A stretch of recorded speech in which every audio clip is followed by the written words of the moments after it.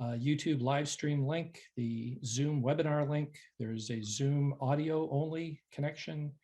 And we are also being carried by Northborough Cable Access Television tonight on government channels. Can never get these right, so I won't try. If you have Verizon or Spectrum, you know what channel to watch. Ensuring public access does not ensure public participation unless such participation is required by law. This meeting will feature public comment. I'd like to now confirm the presence of the members of the board. Members, when I call your name, please unmute and respond in the affirmative. I am Jason Perot, Chairman. Leslie Rattan, Vice Chair. Present. Scott Rogers, Clerk. Present. Julianne Hirsch, Member. Present. And Kristen Wickstead, Member. Present. Thank you. Next, I'd like to confirm the connectivity of staff members. Staff members, when I call your name, please unmute and respond in the affirmative. Town Administrator John Coder. Present. Assistant Town Administrator Becca Meekins. Present. Public Works Director Scott Charpentier. Present. Finance Director Jason Little. Present. Police Chief William Liver. Present. And Fire Chief and our Zoom host for the evening, David Parenti. Present. Great, thank you all. Ground rules for the meeting. As chair, I will invite each speaker or applicant on the agenda to make their presentation or speak to their application. Each speaker will be asked to mute their phone or computer when not speaking. And when speaking, speak clearly and in a way that helps generate accurate meeting minutes. Those responding will be asked to wait until the floor is yielded to them by the chair. Speakers who wish to respond to comments of others, please request to do so through the chair. And each vote taken by the board will be conducted by roll call. When we reach the public comment section or public hearing section, I'll go over the procedure for attendees to participate. I think that takes care of the preliminaries. First item on the agenda is the approval of the March 14, 2022 meeting minutes. Do I have a motion? Yes, Mr. Chair. I move we vote to approve the March 14th, 2022 meeting minutes as amended. Second. I have the motion by Scott Rogers, seconded by Leslie Rattan. I'll just note that the draft minutes that were circulated were reviewed by the board members in advance, and certain corrections were already conveyed to our executive admin, Diane Wackel, who provided an update to the board prior to this meeting, which is why they're being referred to as amended. Any discussion? Seeing none, this is a roll call vote. Kristen Wickstead. Aye. Julianne Hirsch. Aye. Scott Rogers. Aye. Leslie Rattan. Aye. And I, Jason Perot, vote aye. Minutes are approved unanimously. And Chief, would you like to bring in our guests for the evening? They are on the way.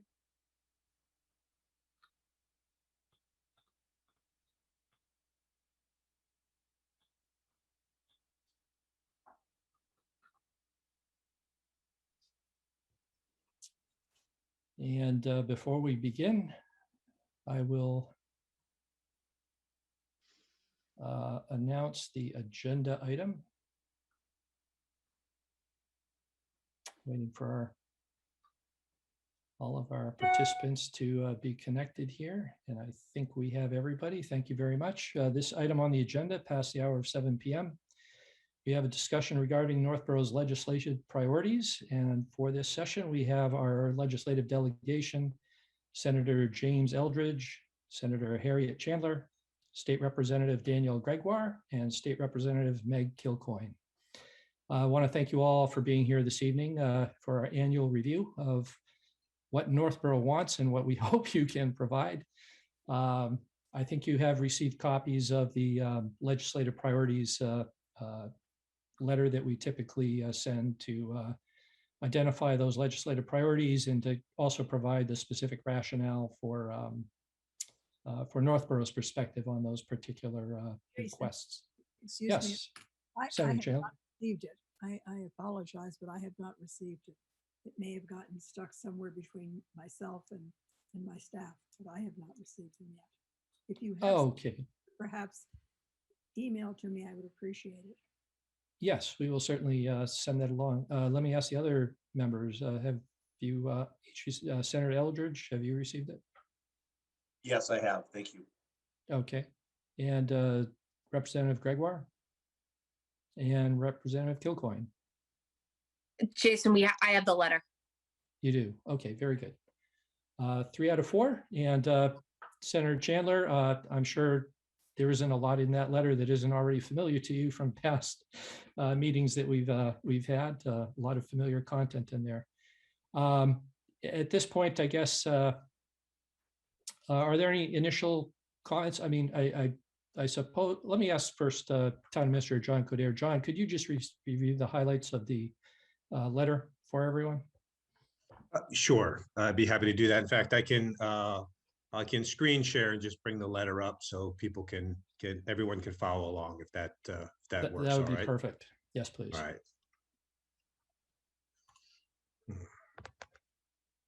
All right.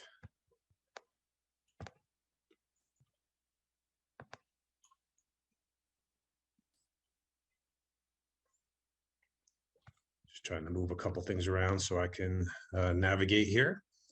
So let me come back up. So this is the annual letter that we send it to the governor, and we copy our legislative delegation on it.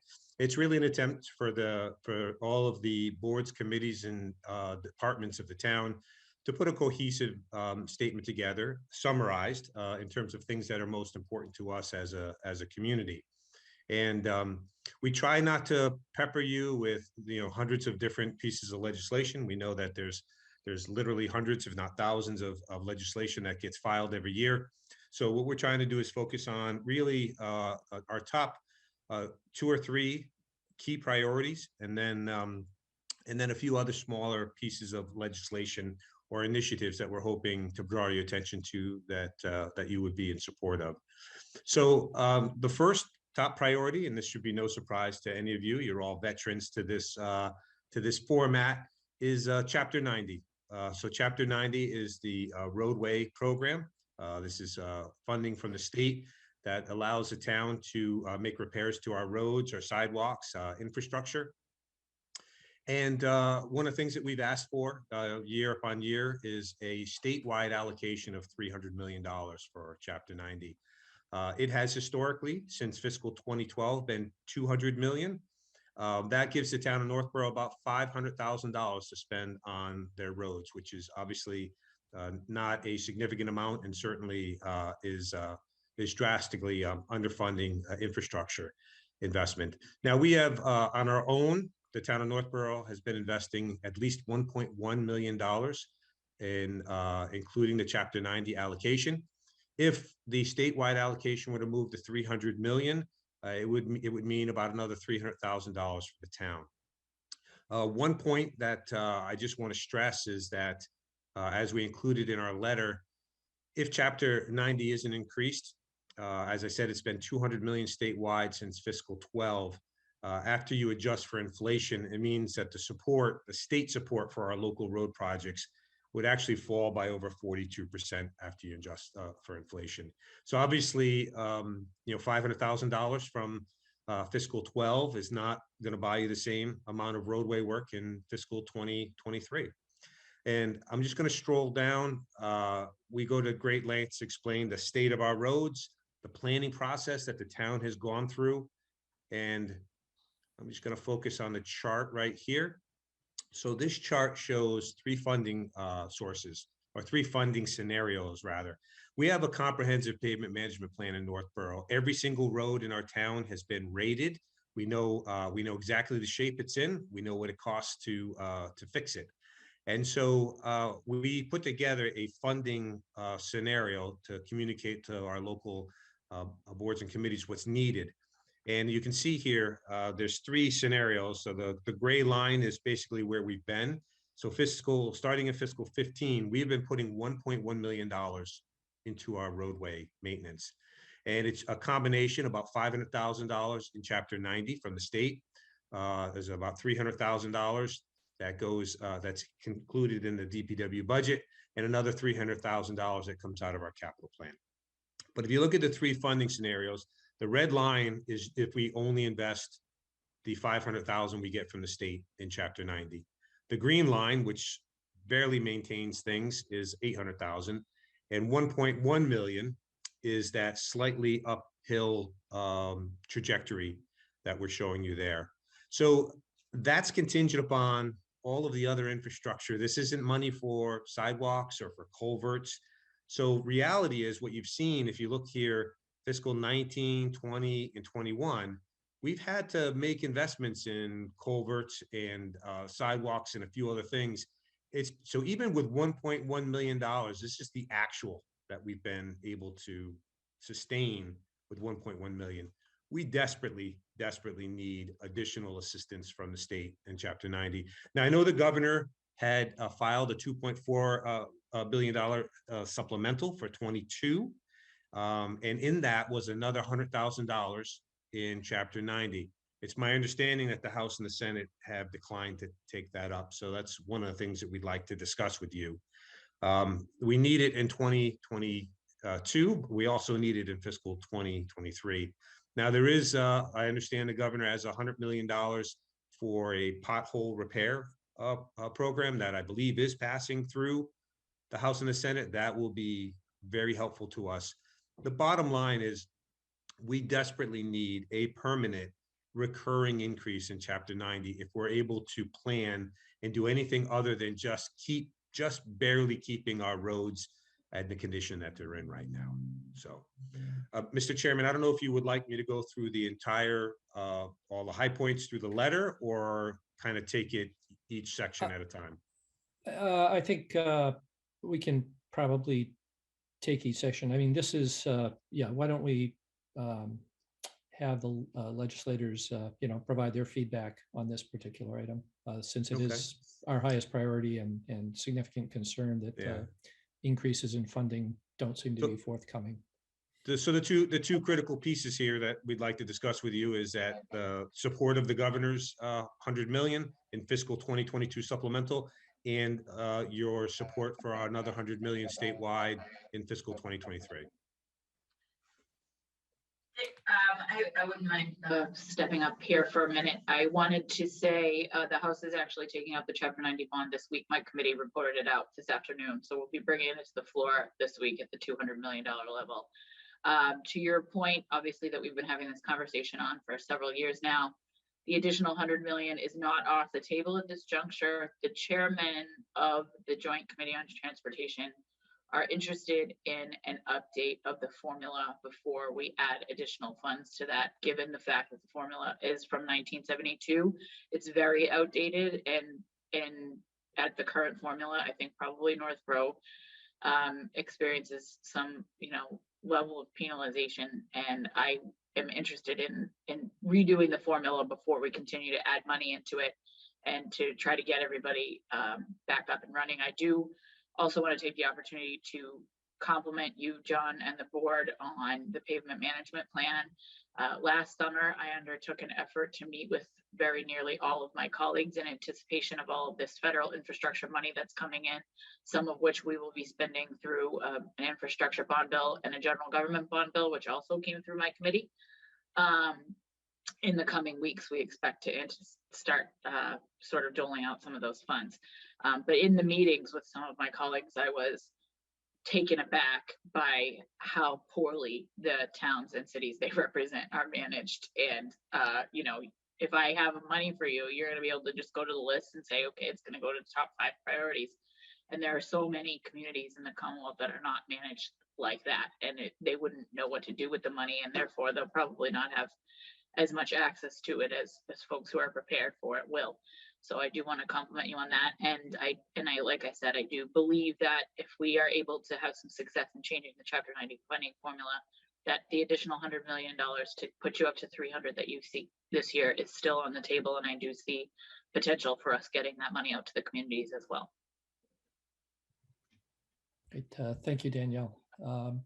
I'll just add to that.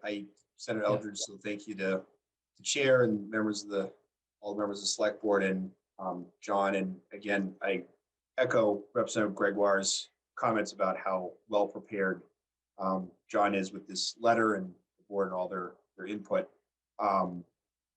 Really helpful information to hear from Rep. Gregoire, given her leadership position as chair bonding on the House side. So I would echo that as well. Is that I think the Senate will take up the same Chapter 90 bill at the $200 million level, but I hope we can do more in some of those other vehicles coming up. And so I fully support that and appreciate the notation around the FY23 budget as well. So support that, and thanks for highlighting that.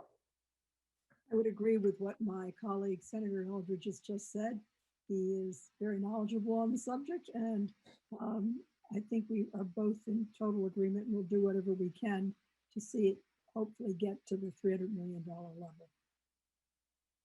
Thank you, And- senators. Yeah, Meg? Sorry to interrupt. And also just briefly want to apologize. I had some technical difficulties in the beginning here, but I think we are back on track. But I will just echo what my colleagues in the House and Senate said. I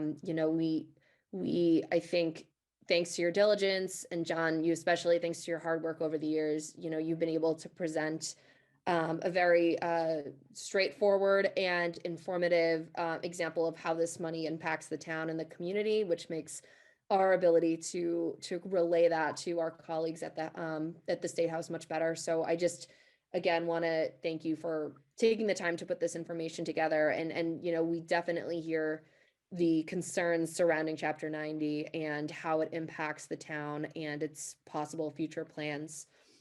And so something we certainly will be taking a strong look at.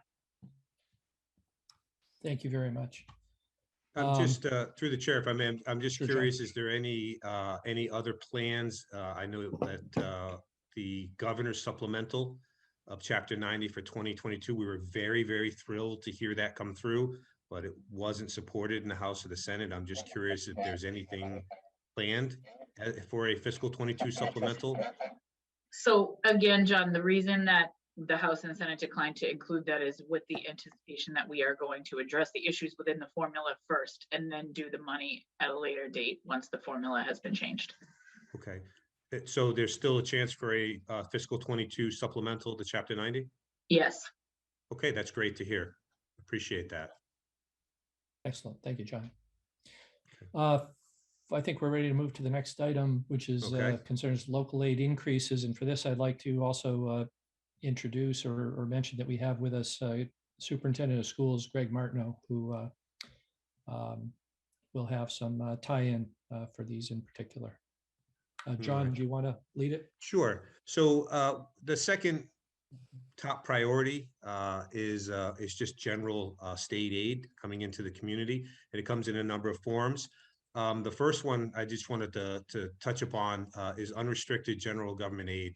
So it's for a town like Northborough, 73% of our state aid comes in the form of Chapter 70 educational assistance. And we're a minimum aid community, which means right now we're looking at about $30 a student. So overall, that means that under the governor's budget and over really, frankly, the last several years, we're looking at about a 1% increase in our state aid in general. I draw your attention to unrestricted general government aid because according to the revenue consensus hearing that took place on December 20th at the state, there was agreed upon that the state's revenues are going to increase 2.7%. Now, I'm sure you've seen this from the MMA. One of the concerns is that essentially the 2.7% really undervalues what should be coming to us in terms of an increase because if you base it off of where the budget was on July 1, it should be a 7.3% increase. But obviously, as the revenues did better, the mark changed, and so we're not talking about an increase over where the state revenues were on July 1. We're talking where they were, I believe, in January. And so there's a very strong, compelling argument that unrestricted general government aid, which is only about 22% of what we get in state aid, should be at 7.3 instead of 2.7. But again, just stepping back in the larger picture, we're only looking at a 1% increase in state aid. And so when you look at the fact that it takes about a 3.5 or 4% increase in order to maintain current level services, and we've only seen a fraction of that over the years in state aid, it means that state aid is slipping off as a revenue source for us. And I'm going to come down to this chart here. So as I noted, 73% of aid is education aid. With the Student Opportunity Act, I know that there's tremendous amounts of funding that's going into education. And we also recognize that from a policy standpoint, it makes sense that the communities with a more disadvantaged students would receive more aid. That's a logical approach. The issue for us is that over time, state aid as a percentage of our revenues has just been in a free fall decline. And so right now, if you look down at the chart that I'm showing, you see that, I'll go all the way back in 2000 and fiscal 2003, state aid was 13.1% of our operating budget. You fast forward now, it's about 8.4, and next year it's scheduled to go down to 7.9. So the issue that we face is, that the state revenues are up since fiscal 20 by over 20%. Local revenues are not. The state revenues flex so much more with the economy, with capital gains and income tax. We're really locked into 80% of our budget is property tax, real estate tax. And then the second largest category is usually around roughly 10% is state aid. So what's happening over time is all the pressure is on the local taxes. And where the state is seeing significant revenue growth, we're looking for a stronger partnership in the sharing of that revenue. The alternative, you can see this trend. This isn't just a 1 or 2 year cycle. As I said, it goes all the way back to 2003, where we were at 13% of the operating budget. And so the hope is that we'd see a stronger partnership there in terms of the sharing of the revenues. And we do appreciate the support that our delegation has had in the unrestricted general government aid matching, the consensus number at the state level. However, like I said, it's only 22%. The whole mix in terms of what we have to work with, though, under the governor's budget right now is 1%, 1.03% is what we're looking at. So in terms of direct state aid, that's our compelling argument. In addition to our direct state aid, we have, I mentioned the Student Opportunity Act. Again, the minimum aid is $30 per student. And we're one of the 136 communities that's a minimum aid only community. And so the MMA in the town of Northborough is asking, we understand that a disproportionate amount of new revenues are going to go to the districts that have the higher need, but we all have a need.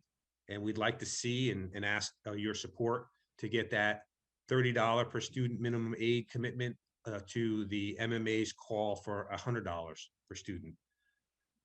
Absent that, we're going to see a 1% in our state aid, maybe a little bit more than that after it goes through the House and the Senate, but it's not going to be anything meaningful. And we're going to see a continual slippage and more pressure on the local taxes. So that's the request.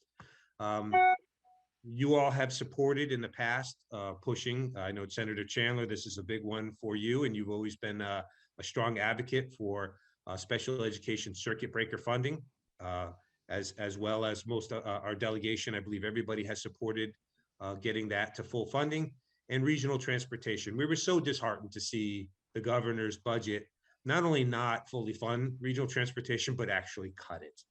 So we're hoping that the legislature, the House and the Senate, will restore and fully fund regional transportation. So those are the categories of the general state aid and the specific accounts that are really critical to us. And obviously, the special education and regional transportation is absolutely important to the operations of the school department. So that's the second big ask in terms of our legislative priorities. And I know I'd the like to, superintendent is here as well. Yes, I was just going to invite Superintendent Martineau if he'd like to add his perspective.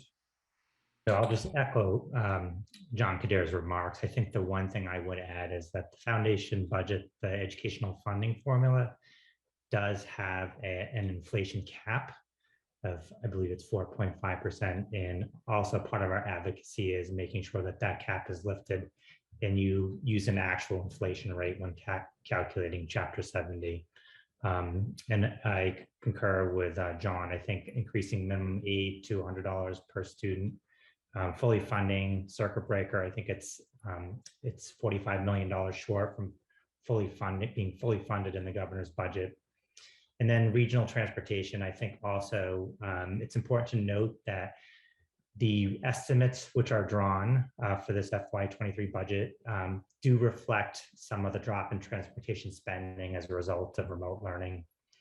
And then the only last thing I would add that is not included in this letter was the district. We have learned that the Department of Office for Food and Nutrition Programs, that Congress is not extending universal free meals past June 30th.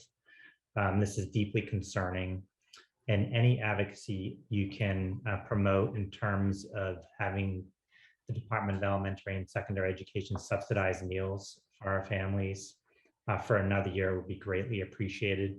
We're very concerned about the escalated costs of school lunches and commodities.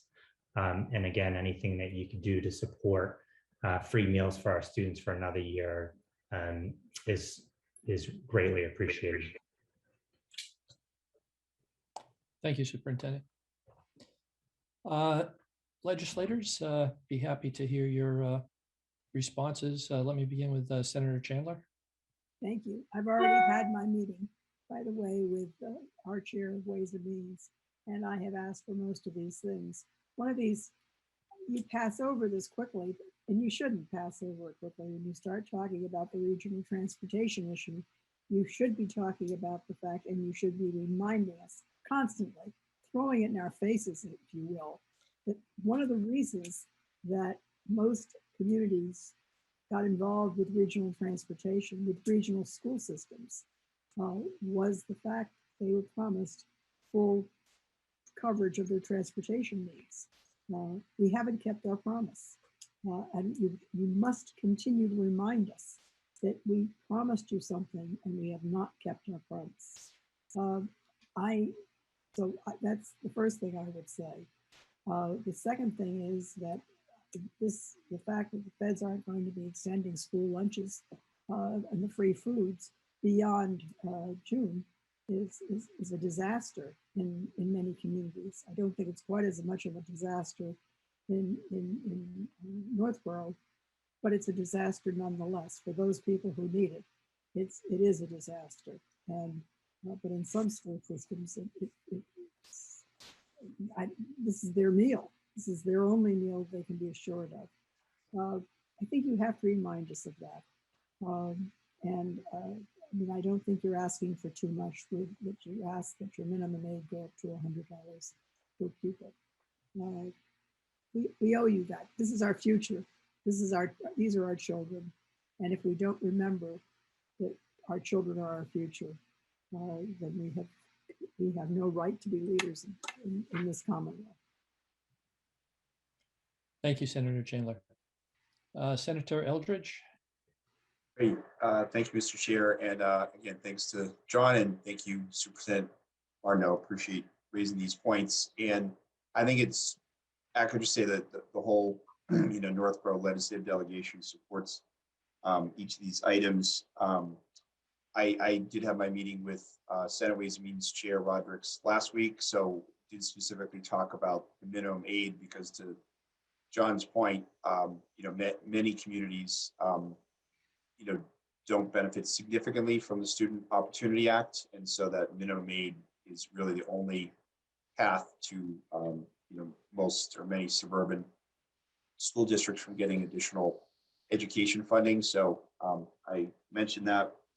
On the unrestricted general government aid, I do feel optimistic we will be better than the governor's budget. I think the thing I would just raise up to be upfront is that I think the challenge on meeting the inflation goals is, unfortunately, we have other areas of the budget where there are even, bigger increases, including healthcare. And so just being upfront about it is, I think that's the challenge to reach the ideal goal. But I think certainly you will see a better number on UGA compared to the governor's numbers.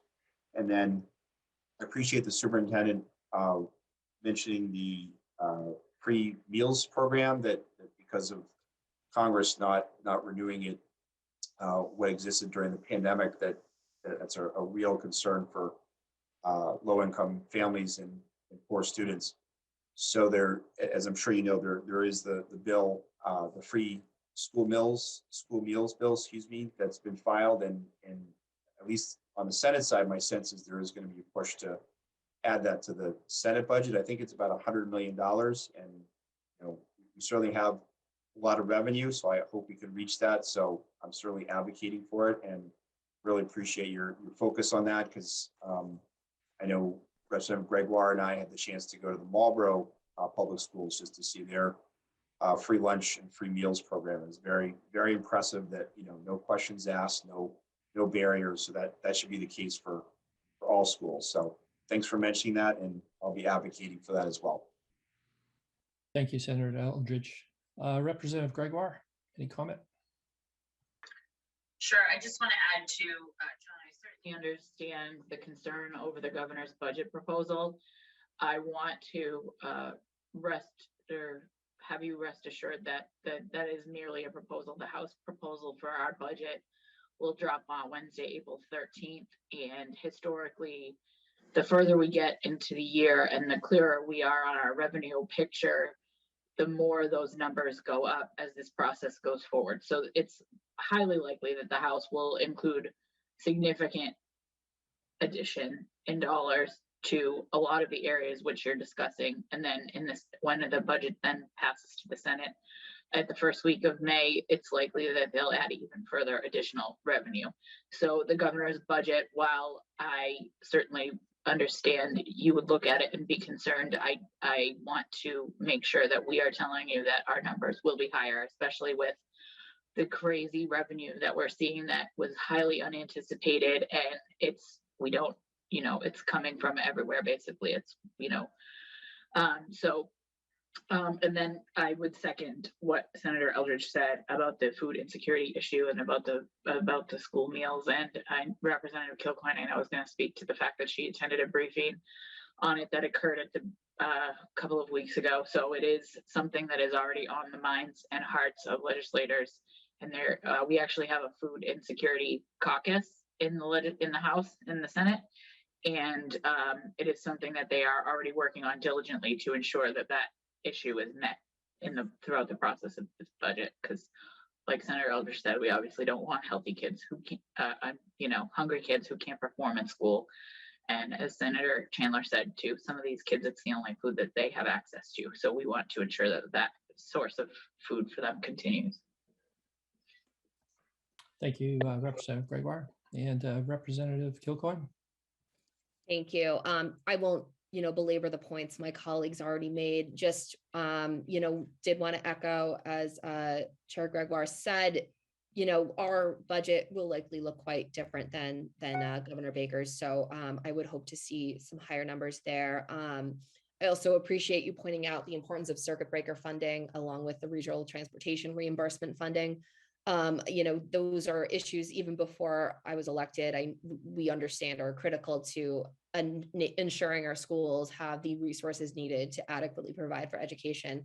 In my district alone, obviously it includes Algonquin, but also includes Tohoto, Neshoba and Wachusett. So many of my towns, with the exception of one, are part of regional school districts and where transportation funding is critical. So it's been something that even, throughout even though I've only had one official budget cycle under my belt as a rep, we made sure that we're not just working on these in silos. We've worked with both our other colleagues in the House and Senate that also have regional schools to make sure that there is a loud contingent of legislators that are making sure school systems like Northborough, Southborough, Algonquin have that reimbursement funding, and that we can try to get it as at 100% or as close as humanly possible. And then just quickly, as Rep. Gregoire said, there has already been alarm bells being raised on Beacon Hill about the issue of the school lunch program. So it's certainly something that I think we're trying to, make sure that we stay on top of, and that we do what we can to sound the alarm and make sure kids have the resources they need. And I do believe the food security caucus did cite this as, I think, one of their biggest priorities a few weeks ago, which I think all of us here are a part of. But it is certainly something that we understand. If a kid is hungry, they are not going to be able to learn. So it's morally imperative that we make sure that we are able to make sure kids have access to those lunches. So I think that covers it for me. Thank you. The next items in our list, John, these are kind of our secondary priorities. Yeah, so if you as I will. said, So do you want to walk through those? Yeah, we don't want to kill you, but there's a handful, maybe a half a dozen things that we'd like you to keep in mind, and hopefully you'll feel comfortable supporting. These are kind of our secondary priorities, but still very important to the town. The first is funding for environmental and climate-related infrastructure needs. I note that the governor included in his $2.4 billion supplemental bill another $150 million for the Municipal Vulnerability Preparedness Grant Program. So Northborough is an MVP town. We have gone through that planning process. It's my understanding, correct me if I'm wrong, that did not survive going through the House and the Senate. So we're hopeful that you have some other great plans with regard to environmental, climate-related infrastructure needs. We'd love to hear about tonight. The flexibility that we've seen around the ability for remote participation has been very popular, and we're looking for your support of House Bill 4367 and Senate Bill 2554 that would continue to extend those provisions that have been very, like I said, very well received. Right now, they're temporarily extended through July of this year, and we'd like to see that ability to meet remotely and hold public hearings remotely continue. This one here, Representative Gregoire and I have had pretty extensive discussions regarding. There's a House Bill 3221 and Senate Bill 2457. These would create a municipal and public safety building authority similar to the MSBA, the Massachusetts School Building Authority. And one of the things that we struggle with is we can get state assistance to build a library or a school, but our biggest project that is on deck right now, we'll go to town meeting next year, is going to be a new fire station. There's no funding grant program at the state level for a fire station, which is absolutely a critical piece. So this legislation would create a public building authority for non-school buildings, and we very much would like to see something like that come through. Our fire station right now is somewhere around $16 million estimated, and that has, I hate to think what the escalation on that has been in the last year or so, but it's going to have a significant tax impact. We're asking support for the streaming entertainment operators' use of public way. As you know, as more people cut the cord, the funding and support of our local access will continue to diminish. There's two bills, a bill in the House and the Senate, that would create a funding source from streaming services that would help to maintain funding for our local access. Promoting equity and diversity towns. We're hoping that under the Community Compact program, Northborough has created a diversity, inclusion, and equity committee.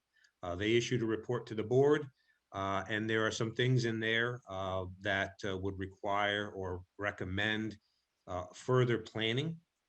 So we'd love to see a community compact option for best practices in diversity and equity and diversity inclusion. I'm not gonna talk much about OPEB. I know there's nothing on deck right now, but we always want to mention that. Opposition to unfunded mandates and modernization to the public construction laws. I don't want to belabor this point. We've talked about this many times in terms of the cost of doing construction projects in Massachusetts and paling prevailing wage laws. We just got quotes for painting of the police station.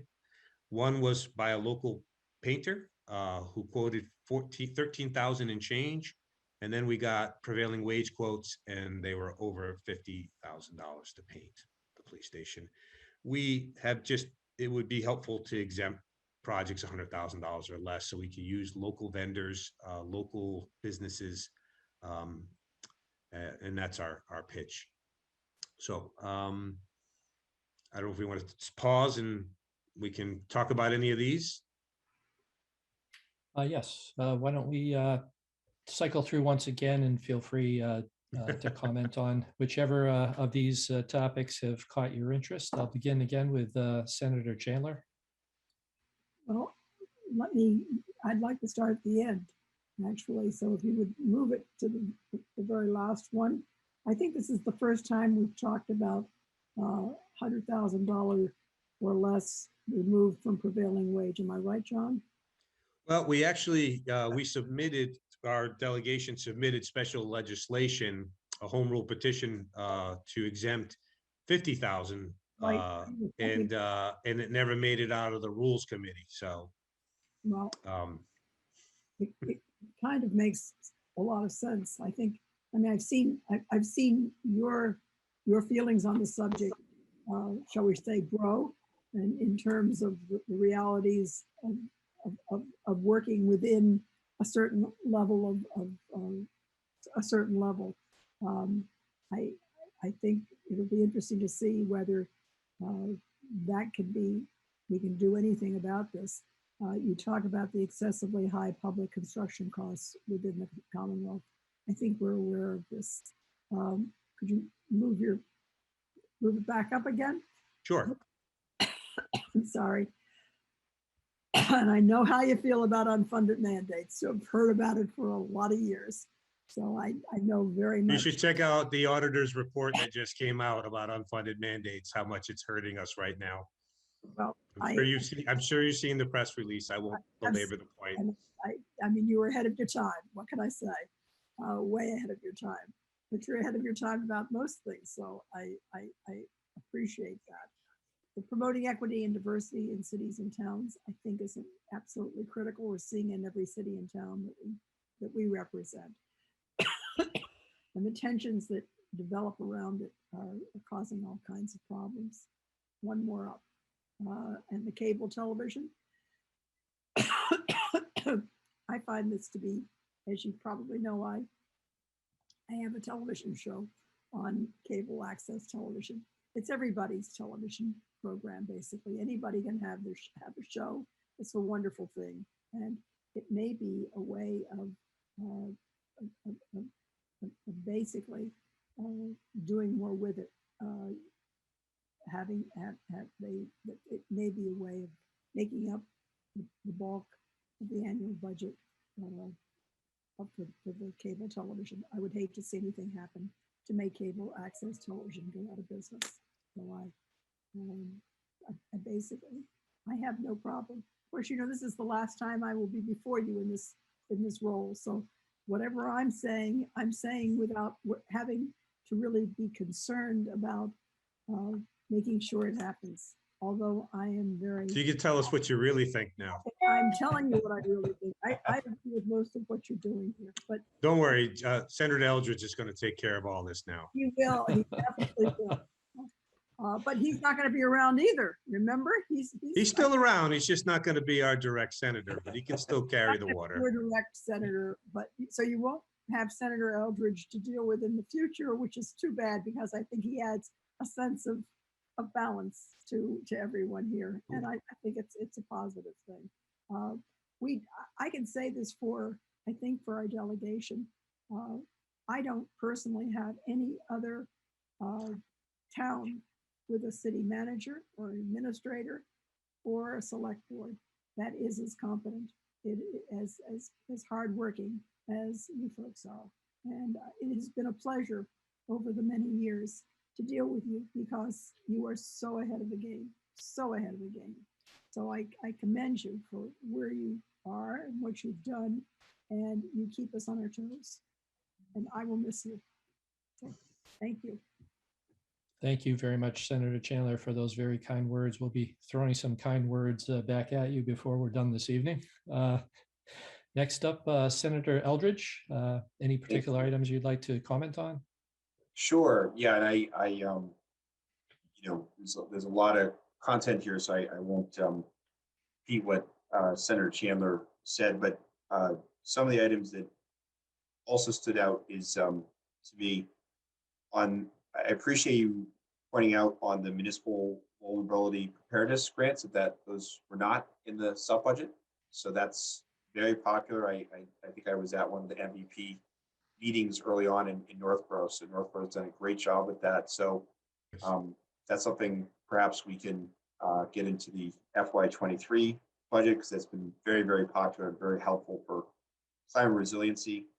I would note in the ARPA budget, we did provide money generally for climate resiliency. So hopefully that at least that's another grant that maybe Northborough could take a look at. On the allowing continued hybrid or remote meetings, yes, we did extend that to July in the sub budget. And I think there's a growing consensus that we want to make that permanent, but we haven't yet had that full debate. So I expect that would happen between now and July, just so that we're ready for the next year. But hybrid or remote just been very popular, and at least from a lot of the towns I represent, is seen as a way to increase participation for people. It's better to participate for remote. And the last thing I'll just highlight, really appreciate you lifting up the more funding for DEIC, diversity, equity, inclusion committees. Great that Northborough has done that. Many of my communities have, and I think it's a really great point. Is that it's a point that unless the state provides, a grant program or reliable revenue, a lot of these efforts, might not be as ambitious or be as followed through as if they didn't have state funding. So completely support that, and something I hadn't thought about as far as the funding. So I will look into that, but really appreciate Northborough's commitment to diversity, inclusion, and equity, and I will look into that as well. And thanks very much. Thank you, Senator Eldridge. Representative Gregoire. Sure. So just a couple of things I'll pinpoint in this list. The cable TV is something we've been hearing about from a lot of communities like Northborough. I hear from Westborough about it with some regularity, and I do want to work towards a solution as far as that goes. With regard to both the fire station issue and some of the other infrastructure, climate related, and some of those other things, we have an unprecedented opportunity in front of us with the bipartisan infrastructure bill that was passed by the Congress and signed by the president last fall. And currently in front of my committee, we have a general government bond bill that's about $5 billion that is taking projects off the capital improvement plan and moving some of those projects forward. We haven't passed it out of the House yet. We're still doing some tweaking of the language.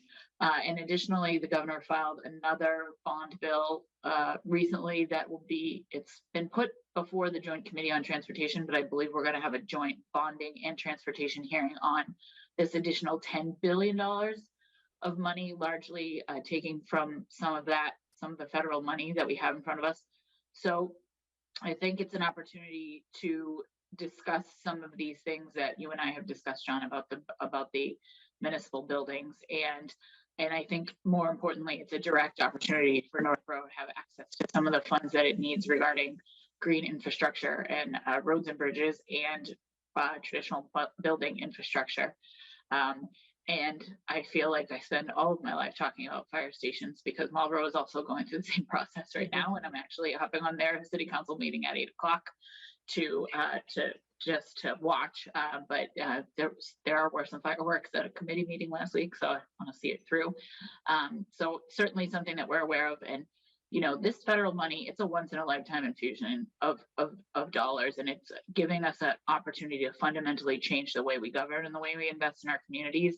And your voice being so loud and clear and direct about what it is that would help Northborough is going to be part of that conversation as far as I'm concerned. So again, you know, I think also Senator Chandler said it, we just appreciate how well organized you are. And we are in the next couple of months before we get to the end of this legislative session on July 31st, when you lose the entire delegation except for Representative Kilcoyne, we are going to be trying to direct some funds towards the town of Northborough to carry out all of the plans that you have so thoughtfully worked on and put in place.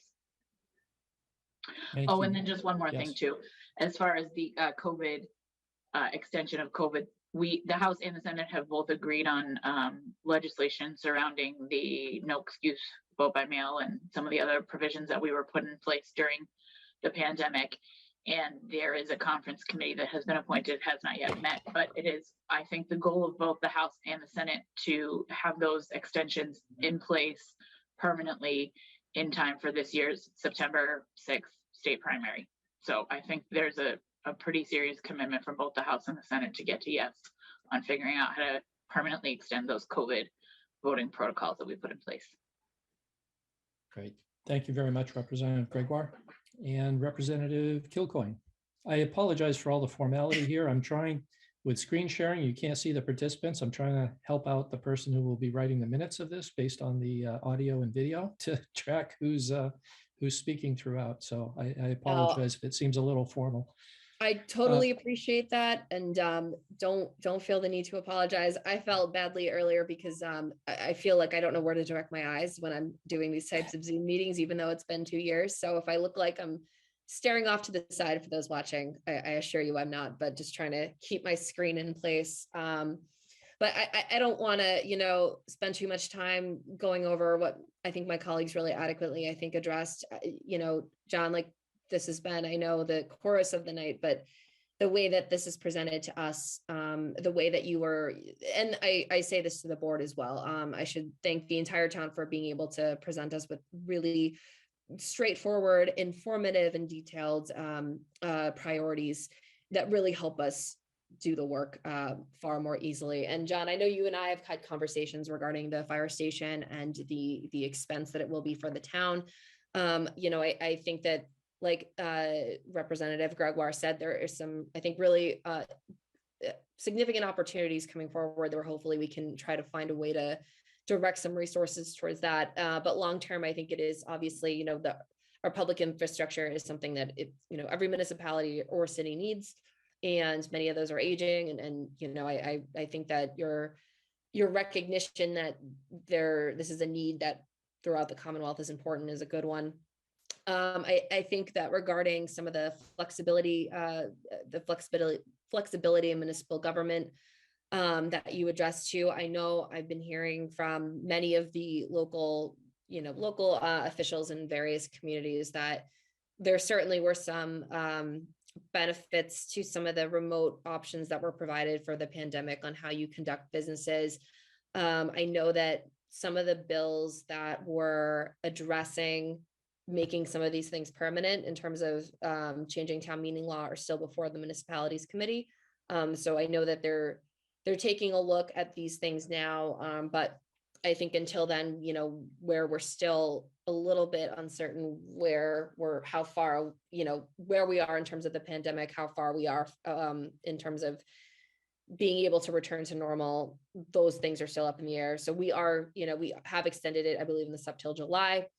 And we're going to continue having those conversations of what maybe something worth making permanent, because I know that we've seen greater participation even on our end on some of the ways that we've use technology to continue the work of governance throughout the pandemic. And I don't want to go through everything on this list because I know you guys have a lot to go through, but certainly on the other items that you listed, we will definitely take these into consideration as we go into the next back half of the session. And if there, I'm always open to having more conversations about these or keeping you guys informed of as we go forward on some of these pieces. And I think that some of these were also in your letter last year that you gave to us. Is that correct? Yes, there are some recurring themes from year to year. Yeah. And so, but again, I think that this really is helpful to have this, especially as we're going to see a lot of activity in the next 6 months to the end of the year. And the way that these things are timed, we'll be able to hopefully continuing having these conversations, as we move forward and seeing what we can do to help you guys do your job better. Thank you, Representative Kilcoyne. So I was going to say, John, is there any more you? yes, if I may. cover? So Yeah. just one thing we did different this year that we haven't done before is, so one of the things that keeps coming up here is that we've seen in a lot of supplemental budgets and legislation a tremendous amount of earmarks being put out there for neighboring communities. And so a lot of the things that we have requested, but for whatever reason, we have been unable to get an earmark or dedicated funding for. And so I know that from time to time, opportunities come up for you, legislators, to put earmarks in on behalf of communities.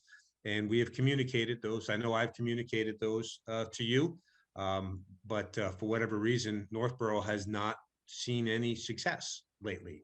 So just for the sake of making sure that in communicating to you, that exactly if you have an opportunity for earmarks, here's some ideas for you. Fire station building project. We have a water meter transmitter replacement. This goes to our ability to, again, track the water resources for the community. We've seen a lot of earmarks for culvert replacement. We have culvert needs all over town. The latest one is Lincoln Street near the school. We've seen a lot of earmarks for reservoir dam removals. We have a dam that we are designing and permitting right now for removal, and it's estimated to cost $900,000. Now, we're obviously looking for grants and we'll pursue grants, but we've been seeing communities getting just straight up earmarks to take care of these things. And we have a SCADA system, which is a remote monitoring for our water and sewer program. That's $345,000. And then last but not least, we just completed, just like you saw for our pavement management plan, we have inventoried and assessed every existing sidewalk in the town of Northborough. We are a complete streets community, which means we are currently working on the prioritization plan, which talks about how you can close gaps between sidewalks, improve bike lanes, travel, things of that nature.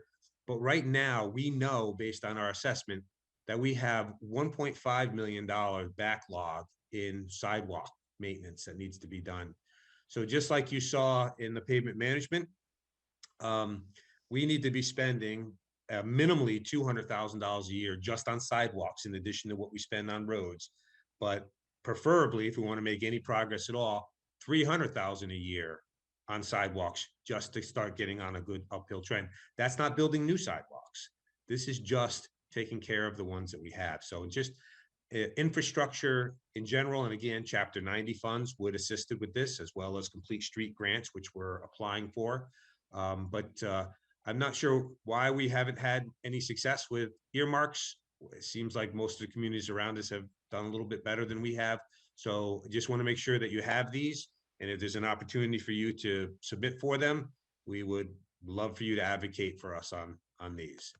And with that, I'm going to stop sharing my screen so we can actually see everybody and through the chair. I can happy to answer any questions anybody may have. Thank you, John. I would just add that I think as you yourselves have commented, the town of Northborough is just very well managed in terms of its finances and administration.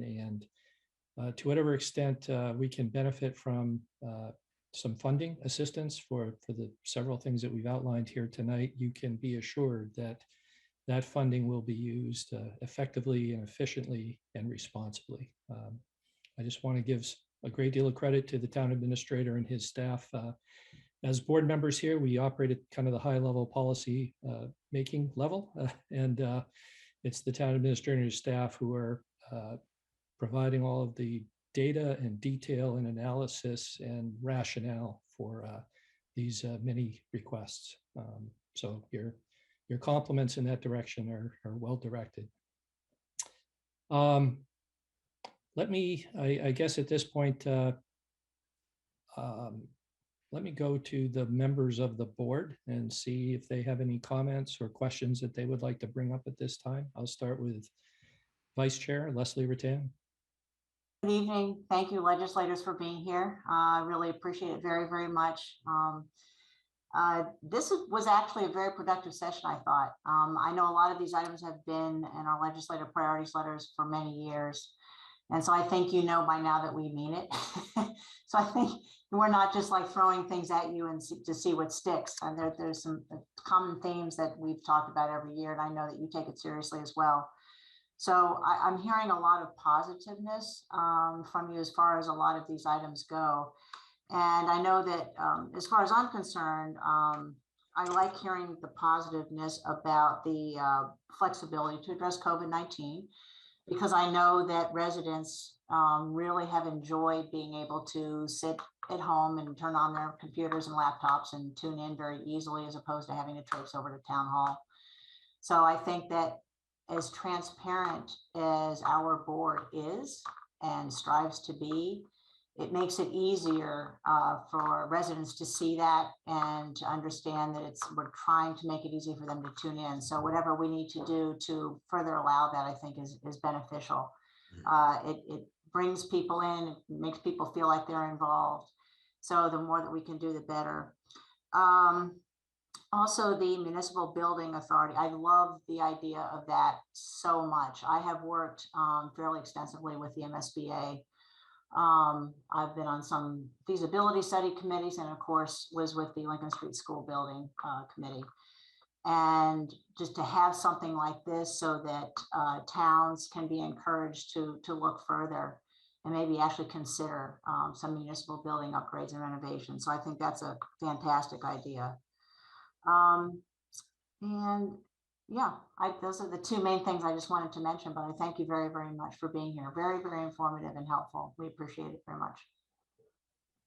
Thank you, Leslie. Next, I'll go to Scott Rogers. Yeah, thank you. And thanks to the delegation for spending time with us. We really appreciate these sessions.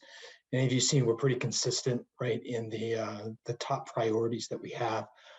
It's unfortunate timing that we're going to then lose most of you in terms of continued partnerships. We certainly appreciate the partnerships over the years, and look forward to some new personnel rotating in. But just want to say, thank you for your commitment and responses, that you're taking these seriously, and hopefully we can make some progress in these areas. Thank you, Scott. Next, Julianne Hirsch. Good evening. I must admit that I'm always a little nervous speaking in front of the legislative delegation. You have such important jobs, and I do appreciate all you've done for us. So I'll start with Representative Kilcoyne. You will be our veteran representative come the next election. So we certainly look forward to seeing you at more events, and you've been really responsive and appreciate that very much. Representative Gregoire, I hope you will continue to come to our parades and events, and we'll miss you there. And always, you've been so responsive and just so clear with what you can do to help us.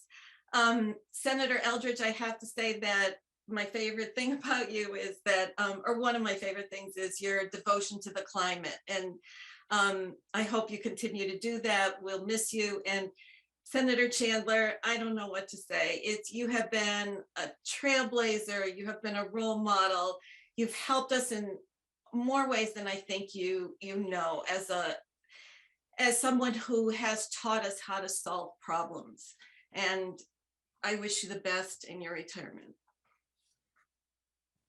Thank you, Julianne. And Kristen Wickstead. Hi, everyone. I just, it's my first meeting with all of you. So I just wanted to say hello and thank you for paying attention to us. And yeah, don't forget us if you're moving on. And Senator Chandler, you in particular, you're just retiring and I just got elected last spring. So we're just barely passing in the wind here, but it's really nice to meet you.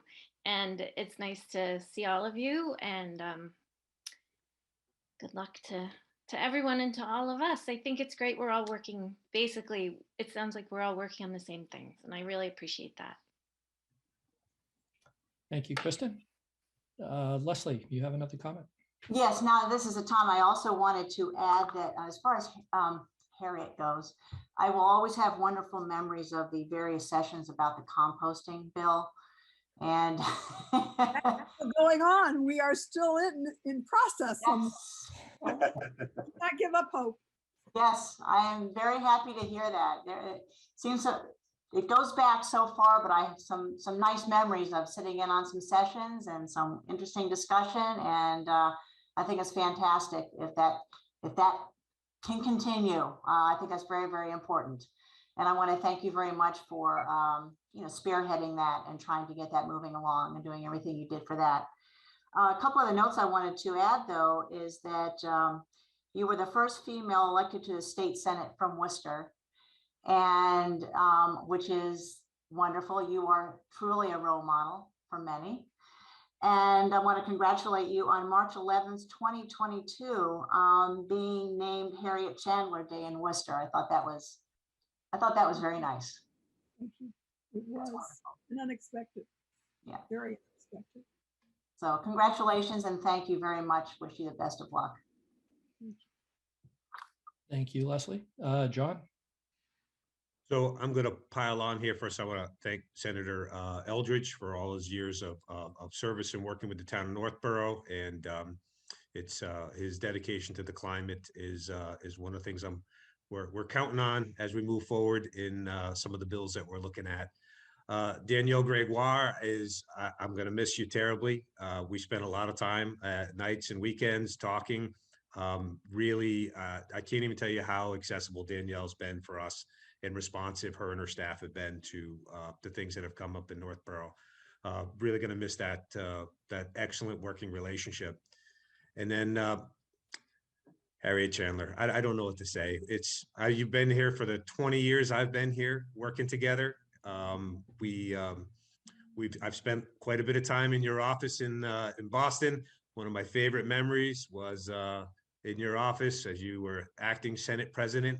And we were trying to get some things done regarding some composting, and you were making some phone calls, and I loved watching everybody jump and scamper and run because you made the phone call. But everything that you did for us, not just that day, but all the way through, has just always been in the best interest of Northborough, in the best interest of public policy in general. And again, nights, weekends, we talk very often, and then your staff has just been phenomenal too in following up. I'm going to really miss working with you. I wish you all the best in your well-deserved retirement.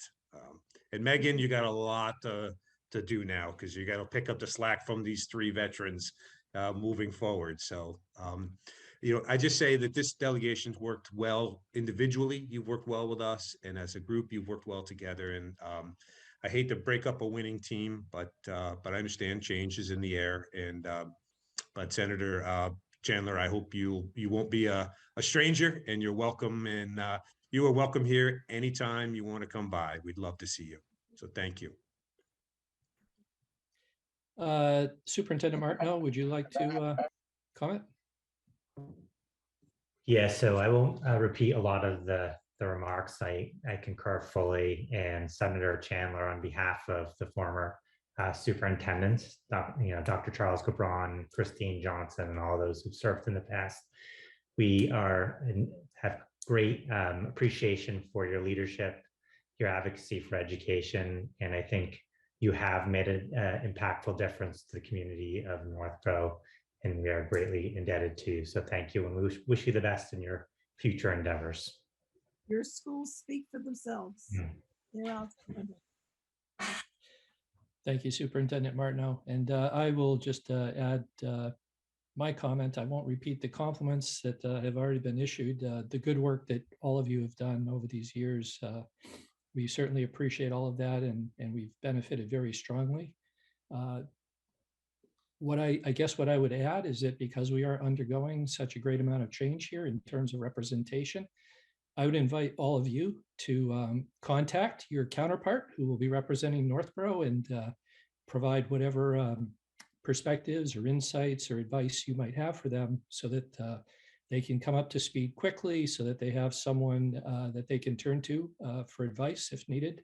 And additionally, Meg, you've kind of finding yourself in that same position as our newest representative. And from your own perspective, I'm sure you could also add some assistance or insights to the new representatives that come on board here for Northborough. So thank you very much. We appreciate all the good work you've done. And frankly, we look forward to continued good work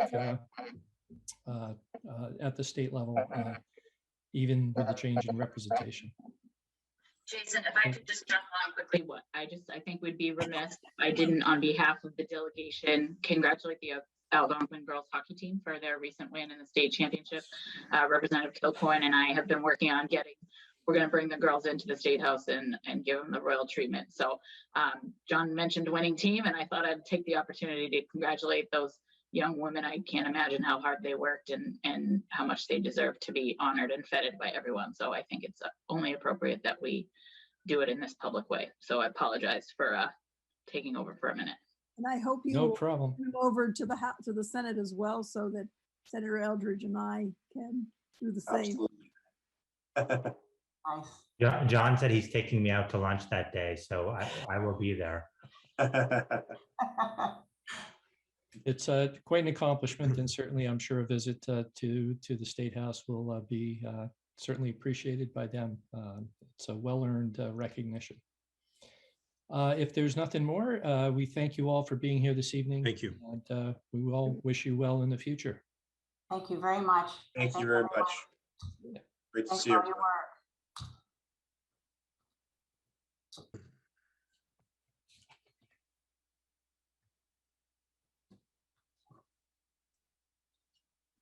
Very good.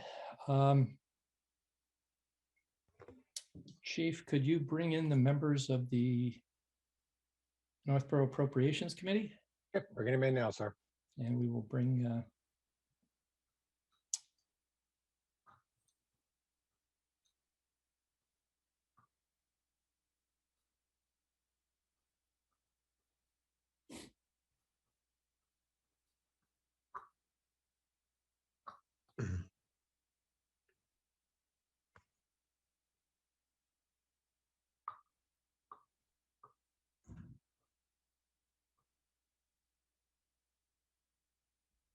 There we are. All right, you can lean forward.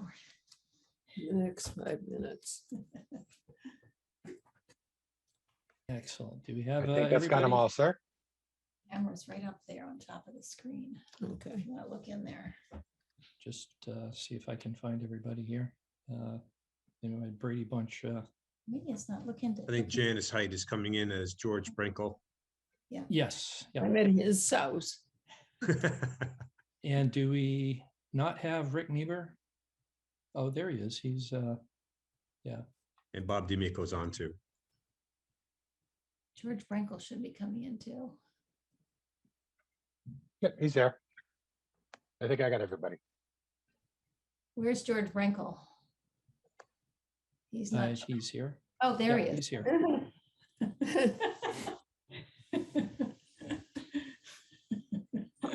Okay.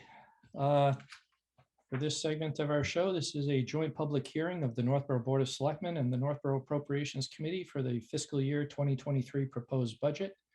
I guess I would just like to ask the chair of the Appropriations Committee to introduce the members. Well, good evening, Jason. My name is Rick Neighbor, and I've recently been appointed as the chair of the Appropriations Committee. It is now 18 minutes past the hour of 8 o'clock, and I will call our committee to order. We'll start with a roll call vote, and this will be alphabetically. Please acknowledge in the affirmative when I call your name. George Brinkle. Here. Let's see, we have Bob D'Amico. Here. And our new vice chair, Janice Height. I see you sitting there, Janice. You have to unmute yourself, Janet. Here. Okay, and we have Tim Kalin. Here. And last but not least, Tony Petit. Here. Thank you. I'll now turn this back to the chair of the Selectmen. Thank you very much, Rick. And I will now turn the presentation over to our town administrator, John Codere, to give us the fiscal year 2023 proposed budget. Excellent. Thank you. Thank you, everyone. I appreciate everyone being here. The budget itself is included in the warrant that's on the website with the packet. I do have a presentation this evening that sort of tries to bring everything together from the various Be 10 o'clock. Budgets that you've all been hearing about. Janice, you might want to just mute your mic. Yep, all set. All right. Can everybody see that okay? Yes. Excellent. All right. So this is the fiscal 2023 proposed budget that we're going to be rolling through tonight. In terms of the agenda, we're going to talk a little bit about the budget goals and assumptions that went into the creation of this budget. I'm going to give an overview of all the general fund budgets. And so basically including the K-8 schools, Algonquin Regional High School, Assabet, and then the general government. And then last but not least, I'm going to focus on a few slides on reviewing the general government budget highlights. So these are the non-school departments. In terms of just the bottom line, there's no major surprises in this budget. It's a level service budget. You've heard, if you've watched the presentations from the school superintendent, you've heard him say both at Algonquin and at the K-8 level, the goal is, maintaining the current level of services. I would characterize, if anything, this year as a rebuilding year. Rebuilding in that we're still trying to restore some of the budgetary impacts of the pandemic on our operations, most notably our financial reserves, contributions to our other post-employment benefit trust fund, our unfunded liability, capital investments that got postponed, and then some limited operating budget enhancements or restorations of things that might have got nipped and tucked during the pandemic. The last piece, I just want to, we're going to end on this, so I want to do it on a bookend and on the front end here, is that each year we seem to have some issue or event that has a major impact on the finances. If it's not the pandemic, a couple of years back, it was a enrollment shifting at the high school level, caused our assessment to go up significantly by like $600,000. This year, it's home values. So home market values continue to rise, and it's going to place a significant pressure on the single family home tax bills. If you're watching the newspapers, you've seen neighboring communities directly abutting us talking about $1,100 tax bill increases, $1,300 tax bill increases. Most of it is being driven by the fact that single family home values are just escalating very fast. So just quickly, there's four main umbrella goals that we have that we maintain from a financial standpoint as a backdrop. The first is to protect or improve the town's overall financial condition. We spend a couple of hours every December going through the town's trend monitoring report and forecasts and we have measures to determine exactly what the condition is in terms of the town of Northborough. And just broadly, it's defined as our ability to maintain services, withstand interruptions like recessions and pandemics and storms, and to meet the demands of natural growth. And so, so we want to, every decision we make today will have an impact on our financial condition down the road. And so that's why we track all of those indicators.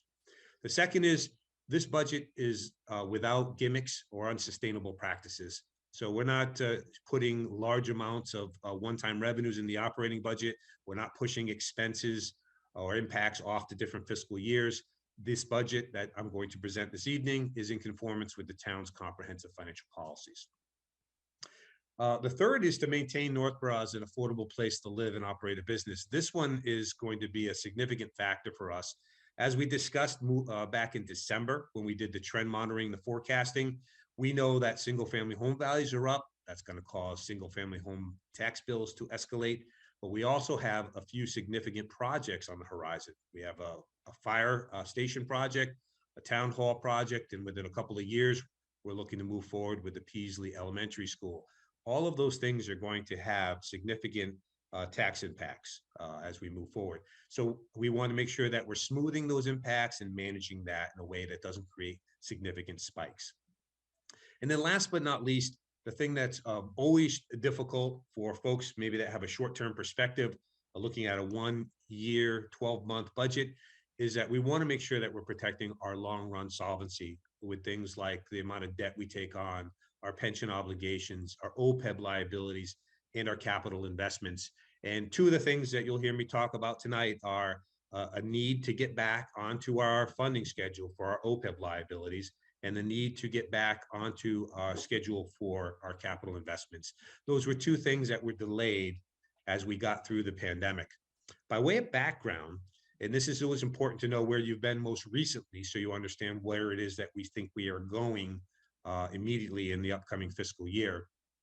But we got through the pandemic, the immediate disruption financially of the pandemic when the economy shut down by a few things. Number one, we constrained operating budgets. So we cut operating budgets down to 1% in fiscal 21, and we constrained them heavily last year or in the current fiscal year 2022. We dipped in and used some one-time free cash, $378,000.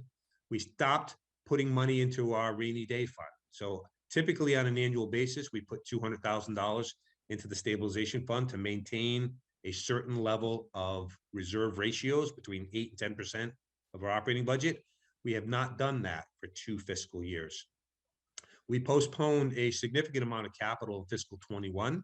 And when we closed out the year, because budgets were so tight, we had very little or relatively little free cash to do pay-as-you-go capital investments in fiscal 2022. So we have this bubble of capital projects that have formed in our 6-year capital improvement plan. Those need to be addressed because they aren't going to go away. One of the main ways that we got through the pandemic was we postponed about $1 million in other post-employment benefits trust fund contributions. So every year we contribute about $500,000 into our trust fund. And we should be contributing more than double that if we're on a really good funding schedule. So $550,000 or $500,000 is the absolute minimum we should be putting into our trust fund. We have not done anything for 2 years. So again, as I always draw the analogy to your personal life in terms of finances, in your personal life, if something bad happened, you got sick or you lost your job, what would you do? You'd cut back your operating expenses, your discretionary spending. You might dip into your savings a little bit to get by in immediate. You probably aren't going to be able to put money into your savings account. And you probably aren't going to contribute to your long run plans like your retirement account, right? But as soon as things turn around or get better, you have to go back and touch each one of those things. And you actually need to make up some ground that you lost for postponing, particularly saving plans and retirement type plans. So those would be our stabilization fund, our capital investment, and our trust fund. So in my opinion, and I think you'll hear from the Appropriations Committee tonight, the priority really needs to be restoration of these cuts They were never meant to be permanent cuts. They were meant to be temporary, to give us some time to react, to wait for some federal assistance and some state assistance, and to maneuver.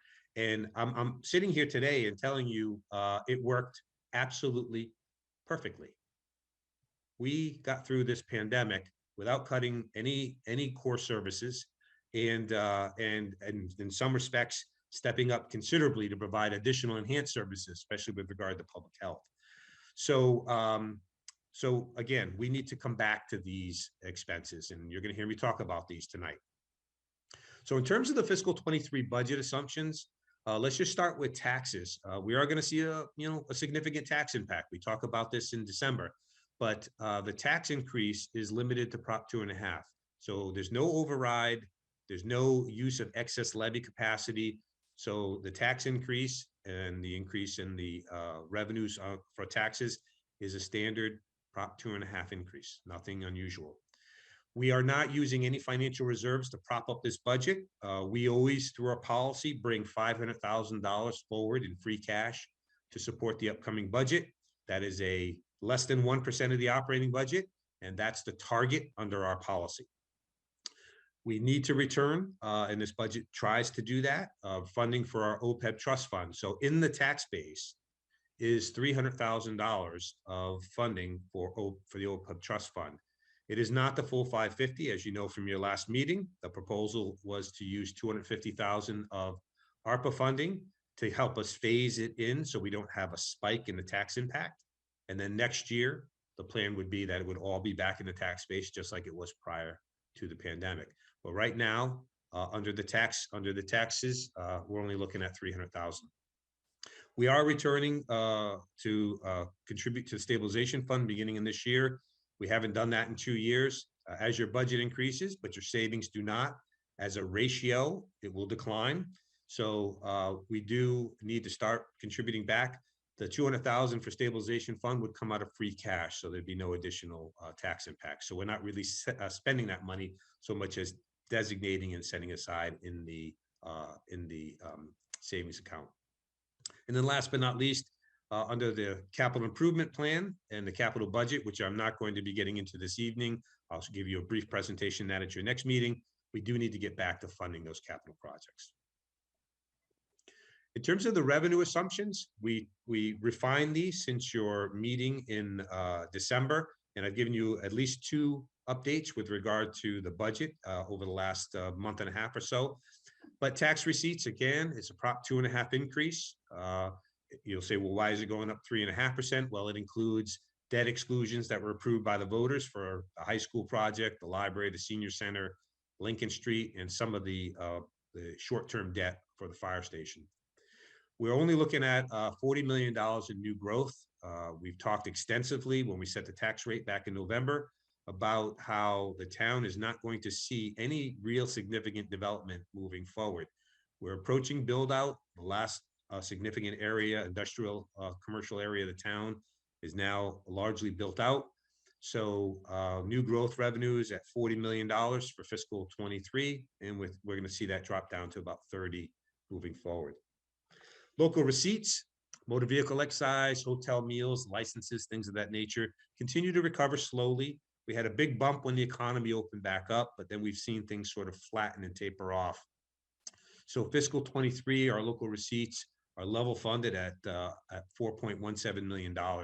One important point I want to make out to you, especially for those members who have been around for a long time, is about 8 years ago, we had a lawsuit settlement with the town of Southborough over the high school building project and how the state, the allocation of the MSBA grant for that project was distributed to both communities. The town prevailed on that, and Northborough and Southborough had to pay us $1.7 million plus interest. Now we chose to put them on they chose to pay that out over 8 years. And fiscal 23 is the last year, the 8th payment, and it's about $232,000. Why am I talking about this? Because that is a good chunk of money in our local receipts that is not going to be there next year.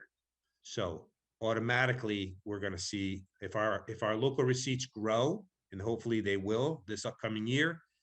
At the end of the day, the number probably isn't going to move much in terms for fiscal 2024 because we're losing right out off the top this settlement payment.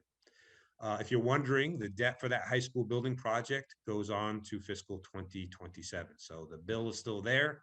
Just this settlement subsidy is disappearing. I'm sure Southborough is very happy about that, but from Northborough, it's going to, again, when we talk about forecasts in the future, where's our revenue growth?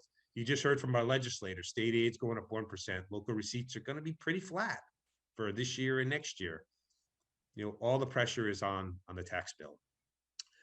Speaking of state aid, under the governor's budget, we're looking at 1.03%. Now, I know our legislative delegation was just here and they talk about how they're going to do things and increase state aid above the governor's. Some of the things that they do are very helpful to the town of Northborough when they do things, and they have historically supported things like funding the circuit breaker at a higher level, funding regional transportation at a higher level. These are off budget accounts that help us to provide services, but they're not direct state aid. None of those things that we talked about are coming to us on our cherry sheets, on our actual state aid. It's really Chapter 70, education aid, unrestricted general government, and then a handful of little accounts like library aid, so forth. So I don't want anybody to think to themselves, oh, we're going to have this windfall. Usually what happens at the end, it's a $5.61 million account. By the end of the legislature's work, we might see another $30,000 or $40,000 in that account. It's not going to have a material impact on the finances of the town of Northborough. So we, instead of 1%, we might see 1.5%. But we are not going to see anything meaningful from the legislature. At least that's not what the historic data is showing us. We will see a little bit more. The off-budget items like SPED and circuit breaker, regional transportation, those indirectly are very helpful, but our direct state aid, not likely. In terms of other available funds, right now we're bringing in $500,000 in free cash into the operating budget, just like we always do every year when it's available. So I'm going to talk a little bit more about state aid. So it's interesting, on the heels of our delegation just departing from the meeting, I talked about December 20th was the revenue consensus hearing, and they agreed that there's 2.7% increase forecast in state revenues. State revenue is really going up 7.3%, and since 2020, it's gone up 21%. They are flush with cash. The governor is proposing $2.4 billion in supplemental fiscal 2022 spending, the fiscal year we're in right now. There is no reason, frankly, that we shouldn't see a significant increase in state aid. Now, we know, as being a minimum aid community, the vast majority of our aid, as I just covered in the previous segment on the agenda, is coming in under Chapter 70, $30 per student. If they don't increase that, and they don't do anything with unrestricted general government aid, as is laid out in this slide here, we're going to see, we're going to look at 1%, maybe 1.5% in state aid. So this is critical to us, and that's why we spent so much time with our legislators talking about it. Again, the governor's budget was released on January 26th. It's 1%. Chapter 70 represents 73% of the state aid that we receive on our cherry sheets. And that's why that $30 a student minimum aid, and we're a minimum aid community, all of the additional, or a lion's share of the additional revenues that are coming at the state right now are being pumped through the Student Opportunity Act, going to very much more needy districts than ours. But it means we're just not going to see much, if any, of that additional revenue. So that's the disconnect. If you're reading the newspaper and you're reading these quotes, 21% increases in aid since in revenues since fiscal 20, why isn't that translating down to Northborough? That's why. Unrestricted general government aid is only 22%. What I always tell folks is, state aid is not a mathematical exercise. It's not a case of their revenues go up, ours go up. their revenues go up, and then they choose how to spend that. The town of Northborough is not typically one of the beneficiaries of that. So, we have not seen much more than about a 1%, 1.5% increase in state aid for the last 5 to 6 years. That's just how it is. If you look at this graph, this is state aid over the last 30 years, and you can see the valleys and the arrows. Those are recessionary periods where in nominal dollars, not adjusted for inflation, state aid's actually been cut. We didn't see that with the pandemic. The federal aid came through, they held us harmless. But if you look from fiscal, 16 over, you can see very, very small, actually, if you go back to fiscal 12, very small increases in state aid. And that's what we've seen. This is the graph I just shared with our legislative delegation. When you look at it in nominal dollars, it looks like from left to right, at least for the last 5 or 6 years, it looks like a positive trend. When you adjust for inflation and you look at it as a percentage of our revenues, state aid has been and will continue to be, by all estimates, a negative trend for us. It is going down. If you see from 21 to fiscal 2022, it looks like it's a little bit of a bump right there. The reality is that is based on our estimated budget. When we get our final budget and our final revenues come in and we do a rebalancing, I think you're going to see that will be the next point lower than fiscal 2021. But it isn't really going up in 2022 relative to our other revenues. So that's the deal with state aid. In terms of our revenues overall, the profile hasn't changed. Roughly about 80% of our budget is based on taxes, local taxes. Used to be 10% or 13%. Now in fiscal 2023, it's going to drop down to 7.9% of our revenues in state aid. Free cash is up because we're going to be using quite a bit of that to fund some pay-as-you-go capital with no additional tax impact. And then local receipts. Those are the motor vehicle, hotel, motel licenses. It's about pretty steady at about 6% of our local revenues. Now, when you think about local receipts, in that number, about 95% of local receipts, excuse me, give me 1 second.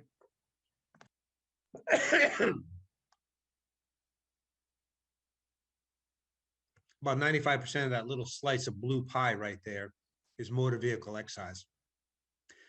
I'm sure you all know there's a shortage of motor vehicles, the chip shortage, supply chain. So motor vehicles is not bouncing back. There aren't new cars to buy or fewer new cars to buy.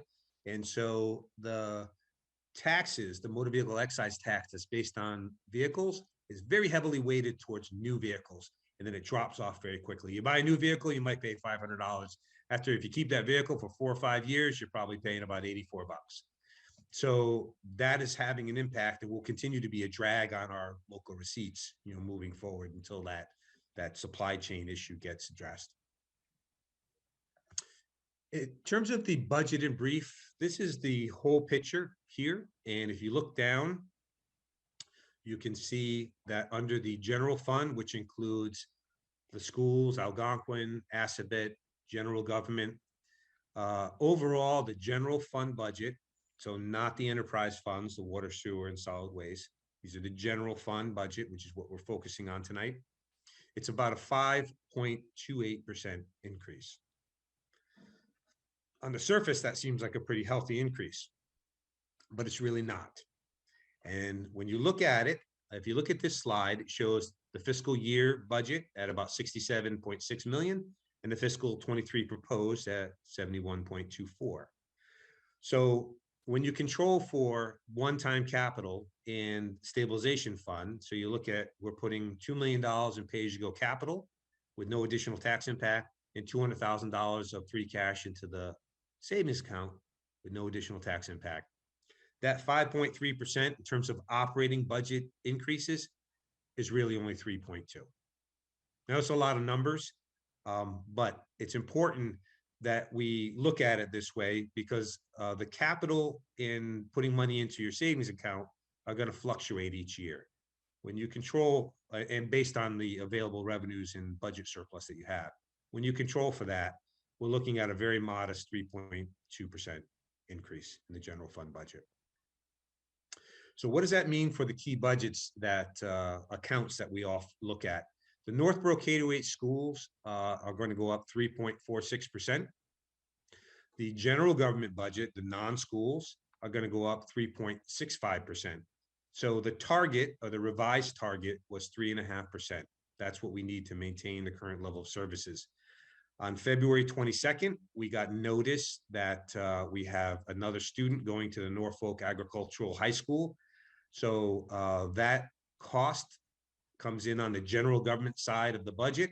It's very difficult. We don't know that it's coming. And so at that point, it's about $70,000 for two students. So it's about $34,000 roughly each. And so that at the end, I mentioned this in my last budget update, has been added to the general government side of the budget. I could not cut another $34,000 out of the non-school departments to accommodate this expense. And I just want to clarify one thing. When we talk about this, students have a right, just like special education. They have a right to those services. If they want to go to a charter school, they have a right to attend a charter school.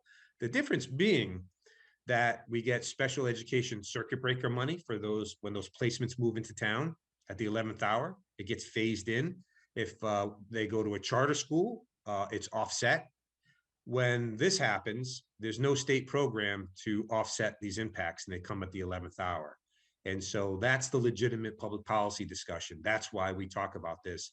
But when it comes in at the end of the budget process, when everything is basically done, that's why it's been added on to the 3.5%. That's the delta. In terms of Assabet Valley, this is our vocational high school that we participate in. Their assessment's going up a little over 17%, driven by enrollment. We have 9 more students going to Assabet this year. Overall, the school's budget is going up 4.3%. Our assessment is going up significant just because we're sending more students.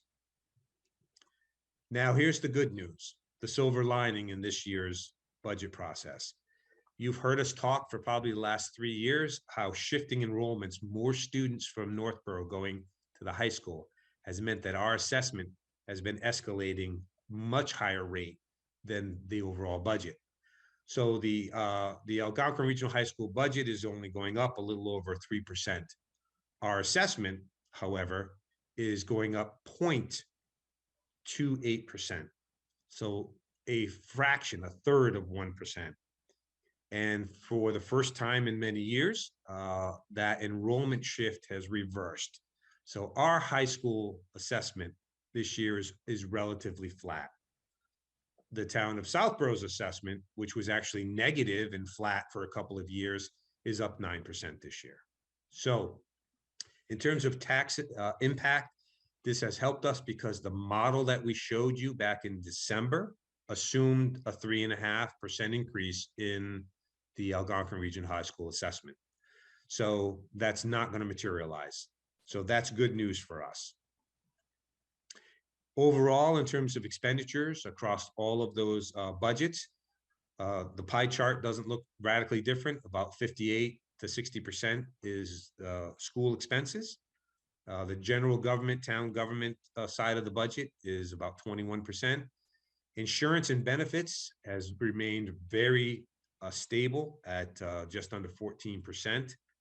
And the one I draw your attention to is as we continue to pay down our existing debt in preparation for taking on the fire station building project, our debt service is at an all-time low of 2.7%.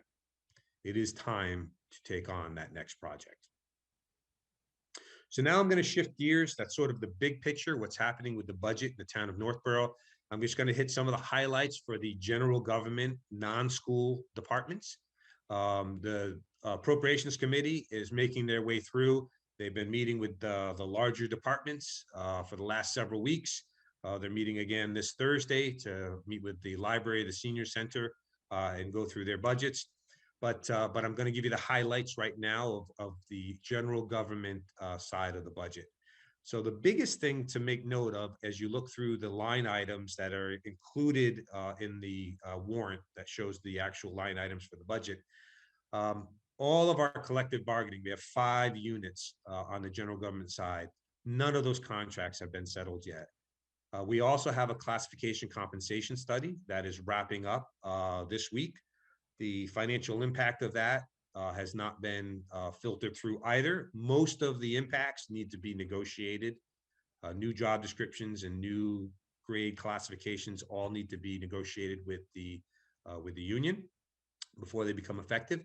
So for the time being, under the personnel board account in the budget line, there's over approximately $350,000 that's in that line to handle all of the ultimately all of the personnel costs through all the departments.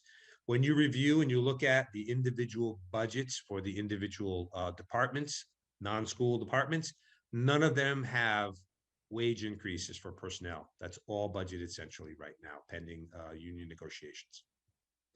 The only addition that we put back into the budget was restoration of a DPW light equipment operator. We actually cut a position out of their budget. It was vacant at the time, and when the pandemic hit, we froze that position and we eliminated it. So that is being restored in this budget, and that's about $54,000. So when you look at the DPW budget, roughly half of that increase in there is restoration of this position. This position is also going to be married and paired up with our new facilities manager to be able to do some more routine facilities maintenance and not have to outsource everything. We've added a part-time cable access position for remote meeting coverage. If you remember, when we went remotely, we hired Jim, who was our host, who was coordinating all those remote meetings. Jim is now a full-time, he's now the assistant MIS IT director, which was a great hire for us. So we need somebody to replace Jim to host these remote meetings. And that position will be paid for out of cable access fees. So that's not going to impact the bottom line taxes. Speaking of MIS, GIS, we've got some expenses to move Munis, which is our financial software, to a cloud version and update some servers. One of the things I would want to mention to you is we have 2 major studies undergoing at the moment. One is we have an IT MIS GIS master strategic plan that is being conducted right now, and it's funded through the state's Community Compact Grant Program for $40,000. And then we also got another grant with the town of Westborough to do a complete cybersecurity audit on the town of Northborough. So those 2 studies are ongoing right now. Ultimately, those will help guide our future IT spending to make sure that we have a proper balance of staffing and consultants, and as well as good cybersecurity. The bottom budget here, we have increased the public buildings by $25,000. As we brought our facilities manager on, he's been going through all the departmental budgets, getting a good assessment on the buildings, and has requested an additional funding in that account to start doing some small equipment and facility repairs, rather than wait for things to break, to get ahead of them, be a little bit more proactive. On a positive note, our recreation department, which was completely shut down during the pandemic. For those of you that don't know, our rec department, unlike most across the state, has historically been 100% self-sufficient with program fees, basically user fees. When the pandemic hit, they couldn't run programs, so we had to absorb them into the general fund budget for the town. In fiscal 2023, the cost of the rec department is about $145,000 a year for 2 full-time people. $75,000 is going to be coming into Article 4 on the budget to offset the cost. So ideally, over the next year or 2, we'll get that rec program back to 100% self-sufficient. That's the target for us. I want to mention family and youth services budget still includes the enhancement that was added last year of the interface mental health referral. This has been a phenomenal program for us. Essentially, It allows, it's through William and James College, and it allows any Northborough resident who requires mental health services. If you, it's a free consulting referral service. They will get you in touch with a certified mental health counselor within 2 weeks. Get you paired up with somebody who will either take your insurance or mass health, or find you through the state system, free mental health consulting. So that has been phenomenal for us. The last report I saw was 37 people had been referred in the last quarter. That has been fantastic. In terms of a service delivery model, this has been the most cost-effective approach that we could use. You cannot hire a counselor that would have the breadth of knowledge to deal with children, adolescents, adult people, couples counseling, family therapy. This program gets people referred straight off within 2 weeks, paired up with a counselor to match their needs. I already mentioned the tuition and transportation costs for the 2 Norfolk Aggie students that has come into the budget this year. And then as far as budget drivers or pressure, the Worcester Regional Retirement System, our assessment is going up 10%. Our assessment is going to continue to go up for the foreseeable future by about 10 or 11%. That's $255,000. So that is to get them on a fully funding schedule for our unfunded liability for pension. So there's nothing that this board or the Appropriations Committee or any policy board in Northborough needs to do. That is automatically built into our annual assessment. However, we do need to come up with the money to pay that. And that takes a very significant chunk out of the annual budget increase of 3.5%. Lastly, I've got some fantastic news for you. Health insurance budget is only going up 1% this year. As you know, we've had a long history of managing our health insurance. It is potentially the most significant budget buster for us. Most recently, for fiscal 23, we formed a JPA, which is a joint procurement association with the Algonquin Regional High School in the town of Southborough. So essentially, we all held hands and went out to bid with all of our subscribers to give us a little bit more leverage in the marketplace. At the end of the day, we got very favorable bids in, and we are going to be moving over to Harvard Pilgrim as our sole carrier. I'm very pleased to report that the Insurance Advisory Committee, which consists of all the bargaining units for the town, including the school department, the teachers and the custodians and the cafeteria workers, unanimously supported this bid and the award to Harvard Pilgrim.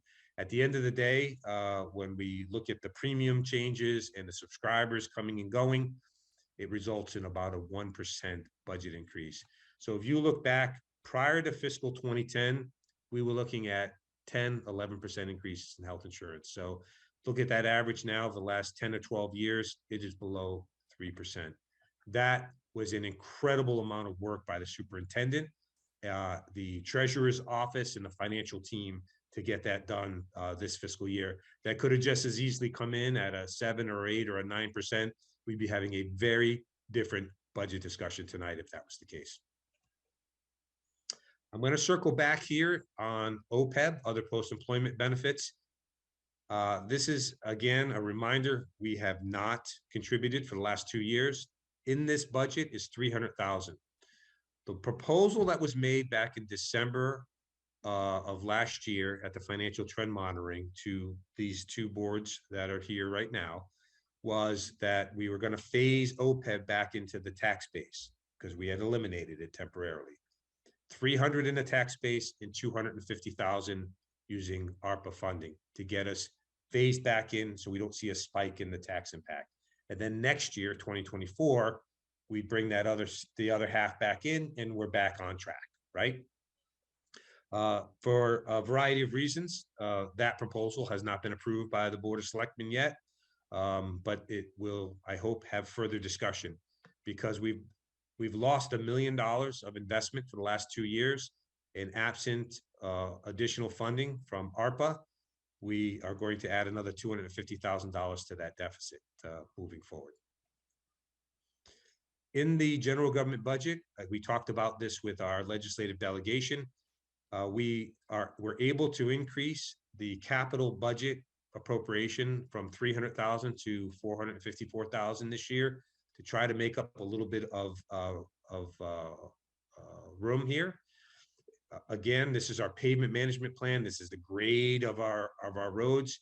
And we've seen over the last couple of years, we've had culvert expenses that have drawn some of the revenues off of the road improvements. And so right now, as currently structured, we have $500,000 in Chapter 90 funds that are coming from the state. 300,000 is in the Public Works budget, as it is every year.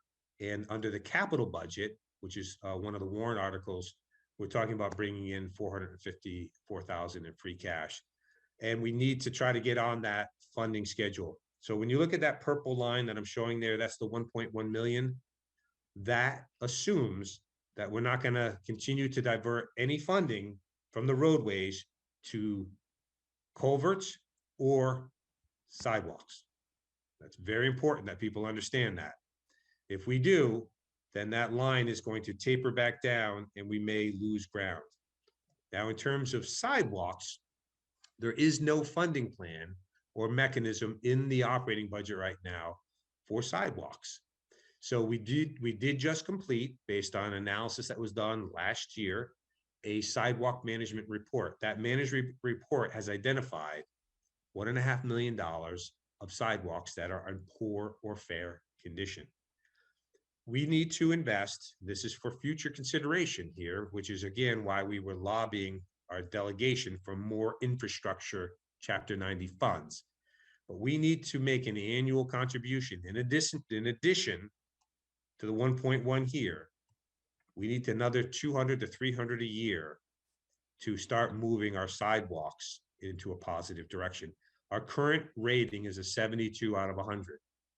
So as part of the ARPA proposal that we discussed at your prior meeting, we are recommending, or the Financial Planning Committee has discussed and was recommended to the board, that some one-time ARPA funding be used to start to deal with the backlog of capital projects. So that's the 1.5 million. The last bullet here is the Complete Streets program. So we are a Complete Streets community. We have available to us, we can apply for grants. Under this year, from now through the fall of this year, we will be doing a Complete Streets prioritization plan. The DPW director got a grant to do this. That will look at sidewalk gaps, sidewalk enhancements, bike lanes, things of that nature. Okay, so we're talking 1.5 million backlog before we even talk about adding new sidewalks and connecting sidewalks and filling sidewalk gaps. And so that's the basis behind the request for ARPA funding for sidewalks. So there's no dedicated, there is money in the 1.1 million where if we're paving a road and the sidewalk is being repaired as part of that, but there is no dedicated right now sidewalk funding. We need more money from the state under Chapter 90, and we need, some one-time revenues to throw at the backlog to get on track. You got to fix what you have first before you start building new sidewalks. If you have 1.5 million in deteriorated sidewalks, those should be the priority. And then if you can get grant funding and additional plan, then we should start talking about building new sidewalks and connecting. So this is just a heads up to what is coming in terms of needs in our community. I'm not going to go through this. This is our dashboard. I mentioned how do we measure the town's financial condition? We don't just say we're in relatively good shape. We measure it and we report it. Well, these are the indicators: our revenue indicators, expenditure indicators, our operating position indicators, our unfunded liability indicators, our debt indicators, and our infrastructure investment indicators. If you go through here, you can see the ones that are unfavorable. State aid, we've already talked about. We can't control that. Economic growth revenues, that's the pandemic. It's unfavorable, but it's starting to slowly return, but not as fast as we would like. Pension liability, we're on a funding plan. There's nothing for you to do with that regard to that. Other post-employment liability, that is directly in front of you. We have postponed $1 million. We're only putting 300,000 in the tax base. That's one that, we need to talk about how we're going to start closing that gap. Otherwise, the other indicators are good, and on a relative basis, the town is in pretty good financial condition. Here's the slide, and I'm about ready to wrap up, but here's the slide everybody's been waiting for. So when we shared the budget model with you on December 20th of last year as part of the setting of the table for the budget process, we estimated a $560 tax impact. Well, now that's been modified down to $513 because the high school assessment and the shifting enrollment has come in basically flat. That's the delta here. Again, the majority of that increase is due to rising single-family home values. If you look at that $513, if single-family home values weren't moving, that increase would be more of a standard $260 to $280 increase. The difference is the single-family home value going up. So there's a shifting of the tax burden based on the relative values of single-family homes. Again, this is not unique to Northborough. As I said, 2 neighboring communities are looking at $1,100, $1,300. You're seeing this coming across Central Mass across the board. So it's not the budgets that are driving that figure up. The spending is not out of control. We're at Prop 2.5 limits. We're not getting much in state aid, but probably 40 to 50% of that $513 increase is due to what's happening in the market. So years ago, when the single-family home values were plummeting and the commercial industrial properties were going up, that's when you saw years where the single-family home tax bill was flat or actually negative. Well, this is the other side of that trend. So I'm going to wrap up, but in conclusion, the fiscal 23 budget as proposed is within the confines of Prop 2.5. It's in conformance with our town policies, and it is not using any excess levy capacity.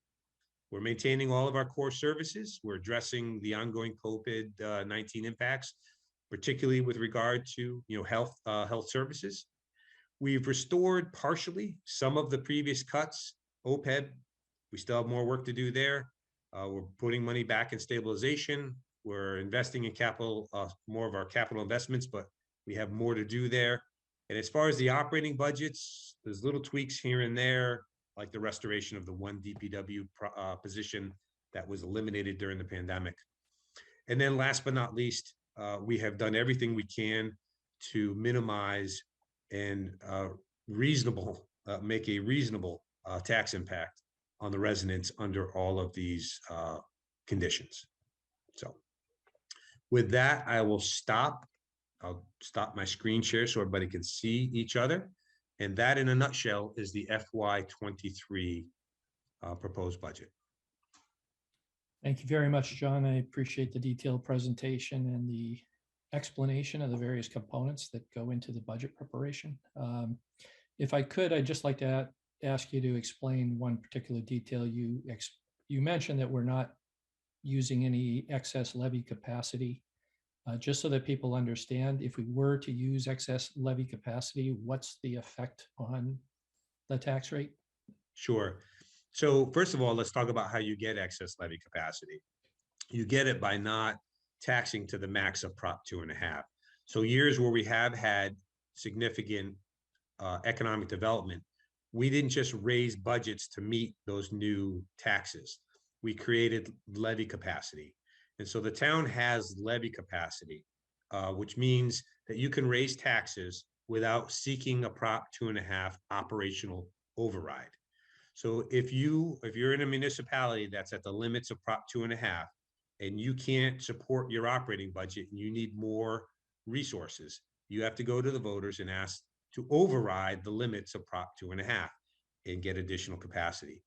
We have levy capacity, and all that means is that we could increase our taxes above Prop 2.5 by dipping into that levy capacity.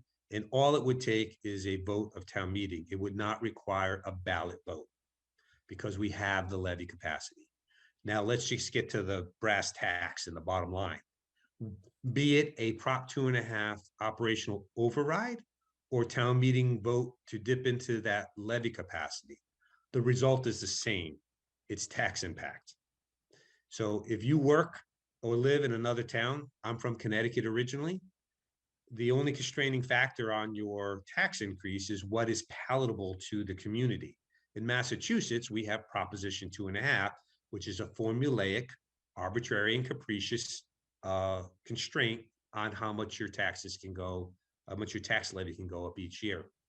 So Northborough has lived well within that. But that levy capacity, you know, if we needed, say, another $100,000 or for the schools and for the town to make a level service budget work, we could dip into that levy capacity. But it is just a direct, it's not money in the bank. It's just your ability and the methodology for how you can raise taxes above the limits of 2.5 is really all it is. So I hope that answered the question.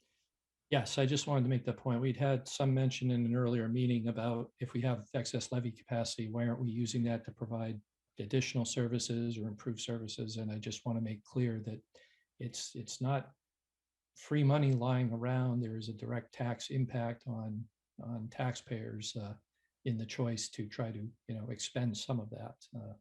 And if I may add on to that, Mr. Chairman, we also have in our 5-year forecast, you know, we would be under normal circumstances, our forecasts were showing that we would have to dip into that levy capacity just to maintain our current level of services over the next 5 years. And at the end of 5 years, we would potentially require a Prop 2.5 override. That whole forecast was reset with the pandemic because we cut budgets to 1% in fiscal 21. We constrained budgets in 2022. And so we wound up sort of giving ourselves additional capacity. But the bottom line is, as the town of Northborough reaches build out, we are going to eat into that levy capacity slowly, hopefully, not all at once, just to maintain the current level of services that we have. And at some point in the future, somewhere in the next 5 to 10 years, 5 to 8 years, we're probably going to require a Prop 2.5 override to sustain our services, just like most of the area communities. So it's only been because of our excellent economic development and our fiscal constraint in not just spending all those new revenues as that development has come in. That's how we've created the capacity. What we've done very carefully is manage ourselves to have a smooth tax impact and smooth budget increases so that so we can maintain our services. But we're not going to be able to grow services significantly and sustain them. That's the issue. And even to sustain them, you heard the presentation tonight with our delegation. State aid's going up 1%. Local receipts are flat. They're not going up much. You know, that's our fund. Those are our funding sources and taxes. All the pressure for the foreseeable future is going to be on the Northborough taxpayers. And if we constrain economic development, or we're just going to see less economic development in general, just because the land isn't available. We're approaching build out. It's important to acknowledge, to shake the snow globe and to look out. It's important to acknowledge what kind of organization you are. For a long time, Northborough was a startup, right? Growing fast, lots of good economic development, lots of expansion, right? Now we are a mature organization. So now we need to look at sustaining and maintaining and matching whatever we do for services to recurring revenue streams. And if you get out of balance, then you're going to dip into the levy capacity, taxes are going to go up even faster, and you're going to be up against the Prop 2.5 override. We've managed ourselves conservatively, we've managed ourselves well. But if you want to have the foreseeable future, the next 5 years or so, where you can continue to operate and maintain services, you've got to be very careful, which means you can't start adding staff wildly. You can't expand services wildly. All those things are just going to eat into that levy capacity, increase taxes, and put you up against the Prop 2.5 wall that much sooner. So we were against it just before COVID. I can't stress this enough. We cut all the budgets back. Every forecast for the prior 3 years before the pandemic showed us requiring an override by year 4 or 5 in those forecasts. It's only that reset, that constraining, instead of having a normal budget increase of 3.5 or 4%, we had a 1%. That's what gave us that little bit of gap. That's why the forecasts now are showing that you're not hitting that Prop 2.5 limit in year 5 anymore. So that's, you know, it goes the other way too. Increase a few percent, that wall's going to come that much sooner. Thank you, John, for that clarification. That's precisely what I wanted to clarify for the benefit of taxpayers. At this point, I invite questions. Let me ask for questions first from the Board of Selectmen. Does anyone have a question or comment they'd like to offer? Scott Rogers? Yeah, thanks, John. Appreciate the update, and I think it's really significant. Last time you presented on the budget, the healthcare increase, you were estimating 3% or slightly less. So to drive that down to 1% was just phenomenal. So thank you for the diligence and the working collaboratively with the other groups in Southborough and the high school to get that to happen. Thank you, Scott. Board members, any other questions or comments? Julianne? Yeah, I just have a couple of dollar questions.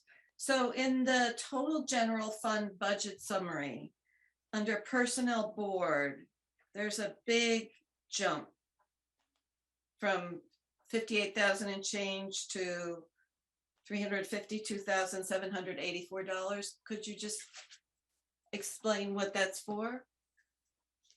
Sure. As I had mentioned in the presentation, none of the individual departmental budgets contain any wage or salary increases because we are in negotiations with all 5 unions. Under the personnel bylaw, the non-union staff receives the average of the union contracts, so none of their wages are being included in there.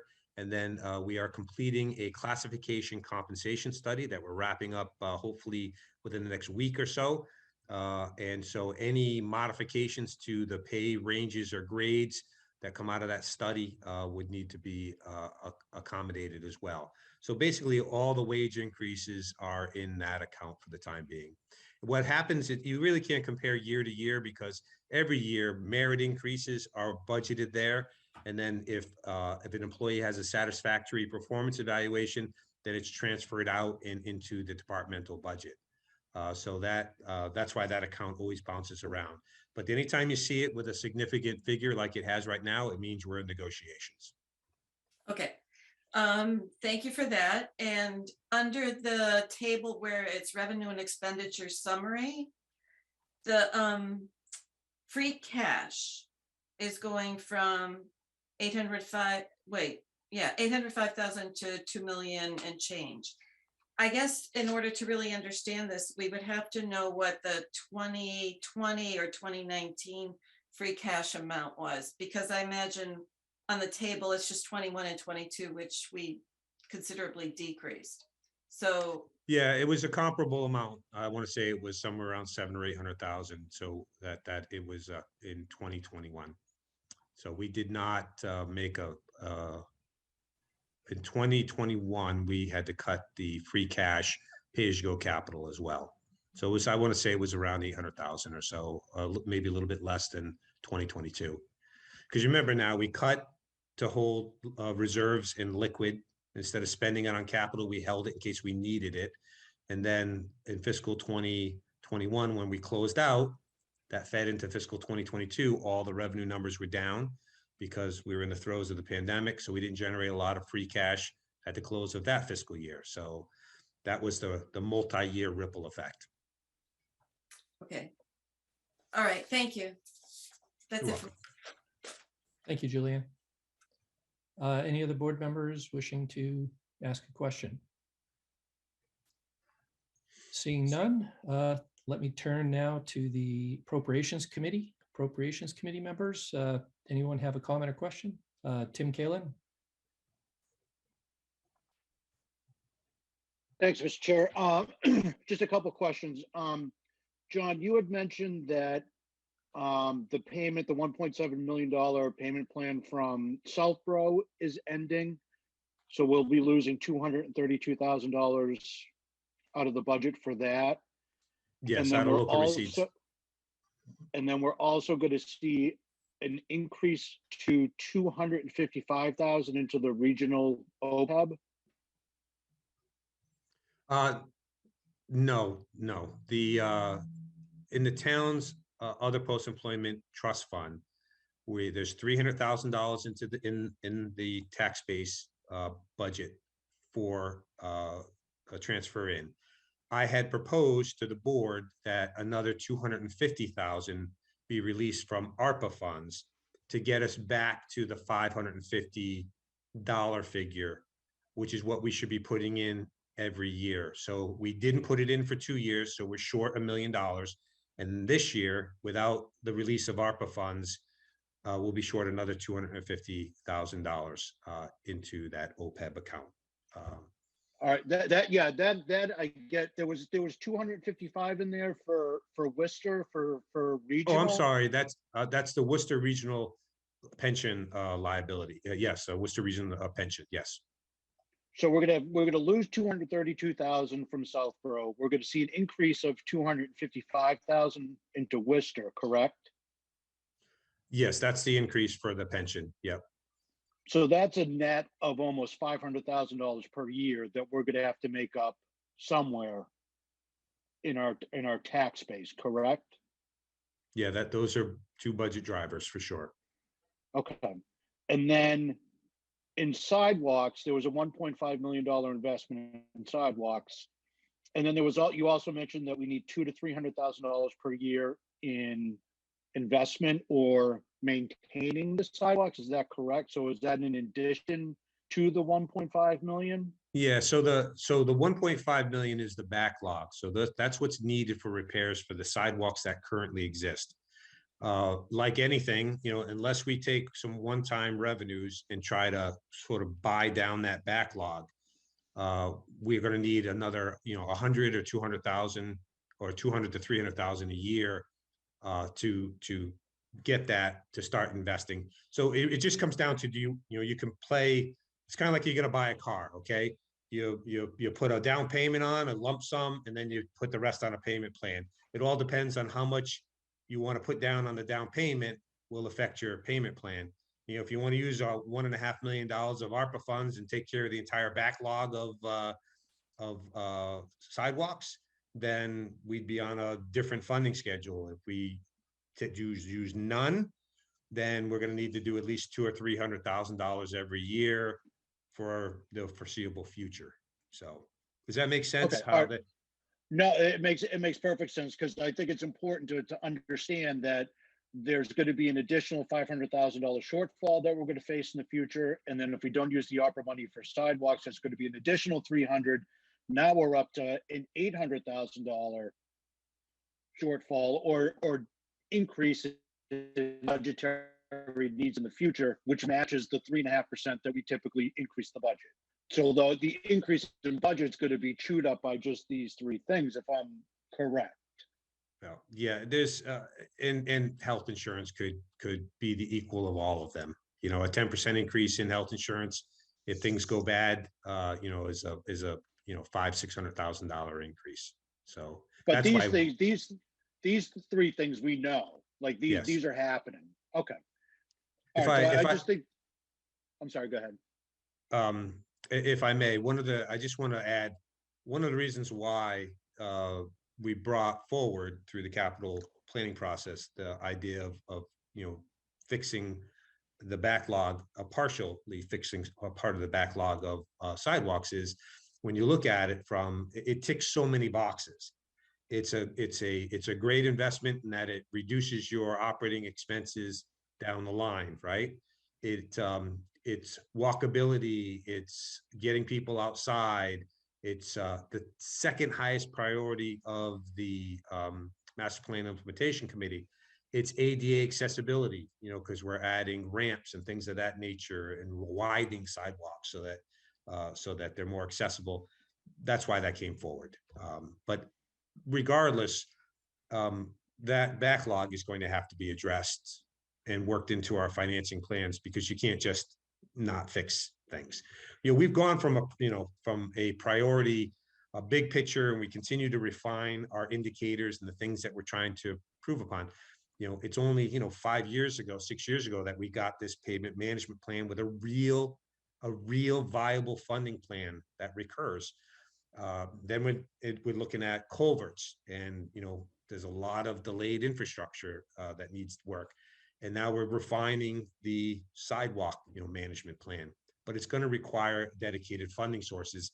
And it has to be, there has to be a consistent annual investment in order to start moving that needle. And if you can throw one-time money, again, just like if you're going to buy a house, the more you put down as a down payment, the smaller your mortgage is, or the more you put down on a car, the smaller the payment plan is. And that was sort of the thought process of, if we can try to deal with some of the backlog of the sidewalks, the payment plan will be less. When we finish our complete streets prioritization plan, it will get us that much sooner talking about building new sidewalks and closing gaps and enhancing bike lanes and things of that nature. Yeah, I just wanted to highlight that, the 232,000 a year from Southborough, the 255 going to Worcester, and then the 300 sidewalks, that's $800,000 a year. That just highlights the importance of using the ARPA funds to generate budgetary flexibility in the future, because these are things that are happening, and they have to be paid for one way or the other. My last question is, I hear from people all the time, like, my taxes are going up, hence the town is spending too much.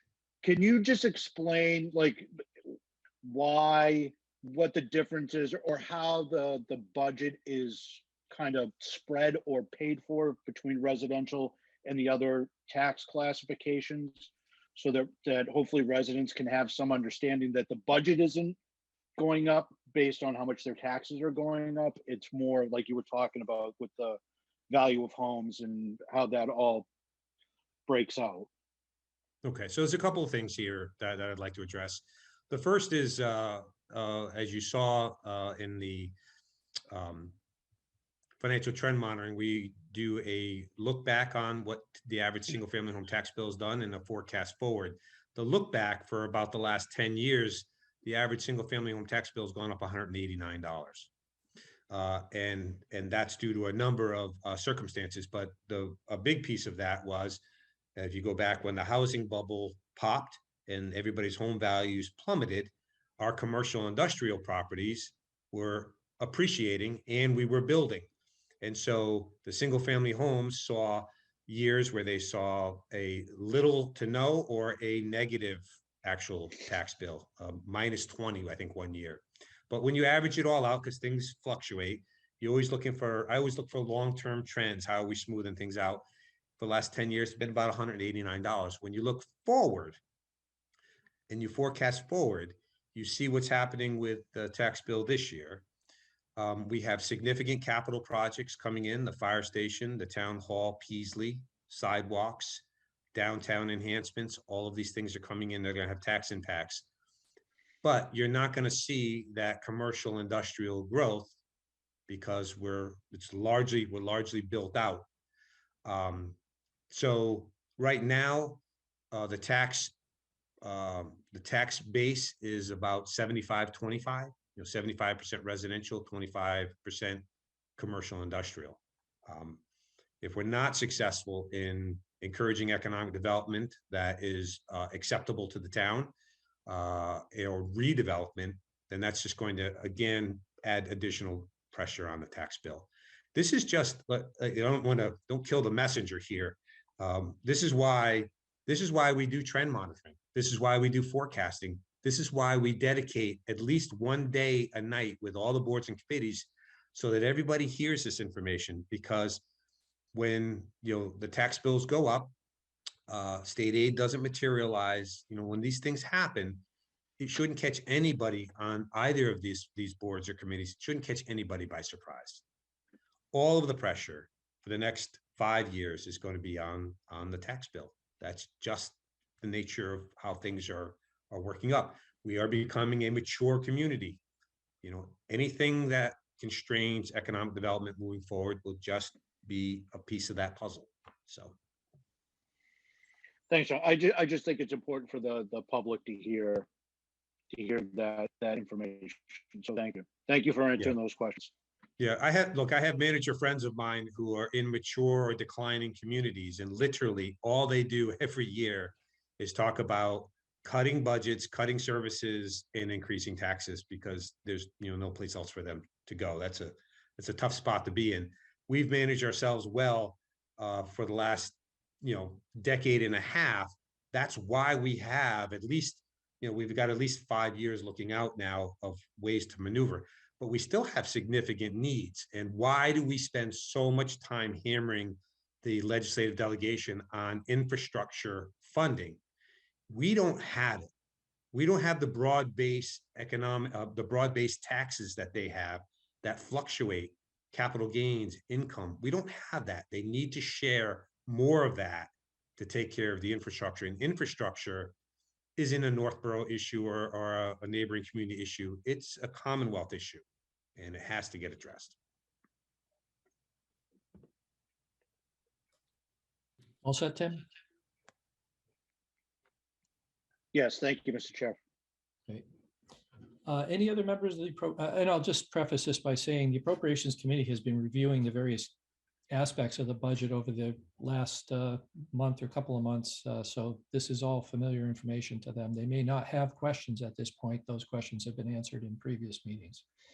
That said, any other member of the Appropriations Committee? Yes, Tony Petit. Hi, thank you, Mr. Chair. It's not necessarily an issue that comes before the Appropriations Committee, where our job is to simply make recommendations on town warrant articles. But, I just wanted to express my sense that the way in which any external aid that we get coming in is probably best spent on moving forward capital projects, because there's not too much else to help us make up for the backlog that we've incurred on these capital projects due to lost revenues during the COVID crisis. Thank you, Tony. Other members, anything? Yes. Hearing, yes, Rick Niebuhr. Like to say, I don't think many people know about the hard work and dedication that John has put into his job over these many years. And I was glad to see our representatives earlier comment on his knowledge and dedication to his job. He makes it look very easy for the rest of us. It's very clear and concise what he gives us, and I know we really appreciate it. Right now, as in the past decades now, we really can't give you any answers as far as what we vote on for budgets, or how we can tell you how we feel.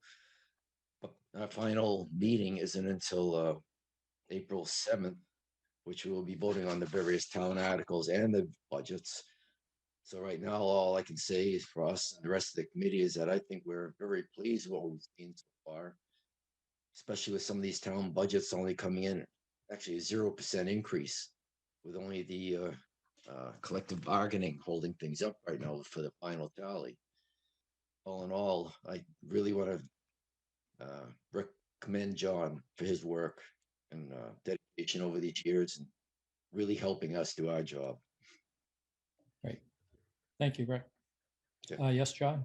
Just if I may, I'd be remiss, this isn't just me. This is a massive team effort with the department heads, the boards and committees, but in particular, there are 3 people I would like to call out. Jason Little, our finance director, who we were hanging out here all weekend, finishing up stuff. Becca Meekins, the assistant town administrator, and Lisa Trost, who is our treasurer collector. That's our financial team, and then expanded to our department heads. But this is a huge group effort. And I'd also mention the superintendent. I think I talk to the superintendent more often than I speak with my wife lately, which is a sad commentary on work at the moment. But the communication and the collaborative style of everybody working here, and the boards and committees, appropriations, financial planning, the board, school committee, everybody working together, looking at the same information, agreeing on the information. But that financial team, those are the people that are, particularly Jason Little, who has just been putting in a incredible amount of hours and effort to get us over the line this year. This was a very, very unusual and difficult year with new auditors, all the compliance issues we've had to deal with, and all the last minute twists and turns with regard to the budget. It's been very challenging this year, but I'm very confident we're in good shape heading into town meeting with good, reasonable budgets that hopefully all the boards and committees will support. Thank you, John. And certainly this board acknowledges all the work of the people you've mentioned in contributing to the budget development and difficult exercise of trying to match revenues to expenditures and keep us in a solvent state of mind. Any other questions from the Appropriations Committee? Seeing none, any other questions or comments from the Board of Selectmen? Julianne? Yeah, just a quick question. So do we have an exact number on revenue shortfall from the pandemic? No, it depends on how you look at it. Because part of the revenue shortfall, the formula was actually looking at not just a reduction, but the loss in revenue moving forward. And so we were working through that process with our auditors, and then the final rule came out and allowed us to take a standard deduction. So we didn't have to complete that exercise. But it's not just the lost revenue, it's the constraint, the lack of growth of revenue as well. So, how do you characterize lost revenue? In fact, that was what all the debate was over the ARPA formula. People were arguing and going round and round about how do you define what's lost revenue? Like, do you include, for instance, the fact that we lost all the recreation fees, so now recreation is no longer self-sufficient? Do you include the fact that the MWRA sent us a $200 and some odd $1,000 bill because of the shifting consumption of water amongst its members? All that stuff factors into it. That creates a financial hardship for us. So at the end of the day, because of all that difficulty, that's why the US Treasury said, you know what, if you're getting less than $10 million in ARPA funding, you can just take it as a standard deduction. So just for an example, a good portion of our budget is meals taxes, excise taxes, that whole section of the pie chart. So that would be like a number that you would probably know what we lost there. Well, we know when things, the tough thing is we know when the economy shut down and the revenues dropped off in those categories. But what we don't know then is, well, if the economy had continued, how much would motor vehicle excise have gone up? How much would revenues from hotel and meals gone up? It's just a tricky thing to quantify. But we did ultimately, we saw, I think we budgeted a 14% reduction, but we didn't see that full amount come through. So, and then you have aid coming in from CARES Act that came in and backfilled things that we would have otherwise spent money on. So. Okay, thank you. Thank you, Julianne. Kristen Wickstead. Hi, I'm just gonna throw my hat in the ring here, and I apologize if it's not the most intelligent question, because this isn't my strongest suit, so I'm learning as I go. But are there other capital projects that we're behind schedule on?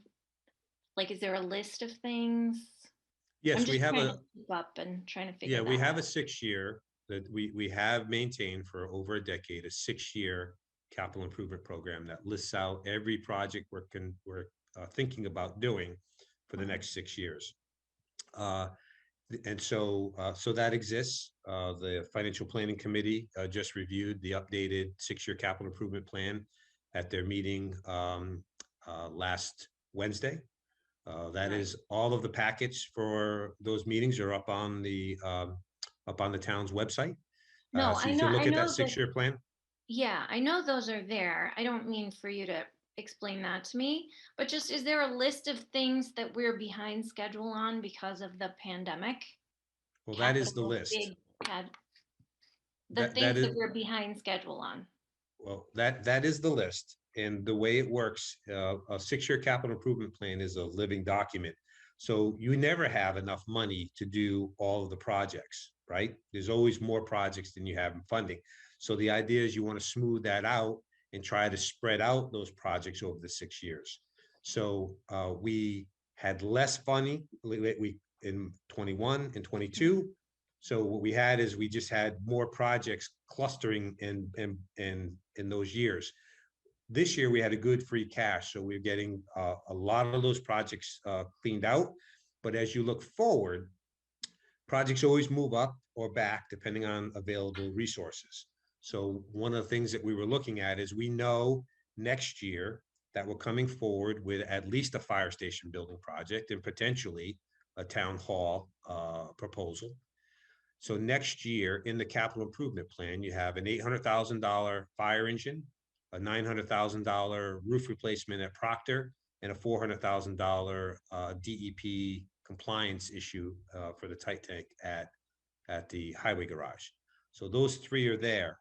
We're not going to generate enough revenue and free cash to pay as you go for those projects, which means either we find other revenue sources to deal with those capital projects, or we're going to be issuing debt for those projects next year, in addition to the fire station and anything else that we're doing. So those projects are about $2.1 million in total. And if you issue debt, you'd be looking at somewhere between another $40 to $50 on the average single family tax bill for the next 10 years. So that's why in talking with the Financial Planning Committee and Appropriations, this idea is, look, they're all needs. And so we can, the more of those capital projects we can get cleared out, then we get a little breathing room and we spread out the remaining projects so that we don't get a spike in the tax impact. Because what's going to happen is next year, we're coming forward with a fire station one way or another. That is going to be at least a $16 million project. It's going to have hundreds of dollars of tax impact on the average single family tax bill. Okay, thanks. So it's a question of like juggling lots of balls in the air. Well, we delayed several large pieces of DPW equipment and a police cruiser. And then we didn't get, and then there's the opportunity cost, where if you don't have this free cash, we never got to do the projects that we normally would have done. So Right. everything bunched up on us. Okay. Thank you. You're welcome. And if I could just add there, John, the past practice prior to, say, 2010 or so, the past practice had been to bundle most, if not all, of our capital expenditures into debt issuances and apply a much larger component of free cash to subsidize the operating budget. And that is basically the circumstance where we're paying much higher financing costs on those debt issuances, and then running into the problem in the Great Recession where free cash wasn't materializing, but we had built in a great dependency into the operational budget on it. And so that led in part to the reformulation of our financial policies, where we weaned off the subsidy to the operational budget from free cash and instead have this mindset of applying one-time revenues in the form of free cash to one-time expenditures like capital projects to the extent possible to minimize our debt level, at least for the point of conserving it so that we can apply it to these larger scale building projects or capital infrastructure projects that inevitably will require to be financed because of their scale. Exactly.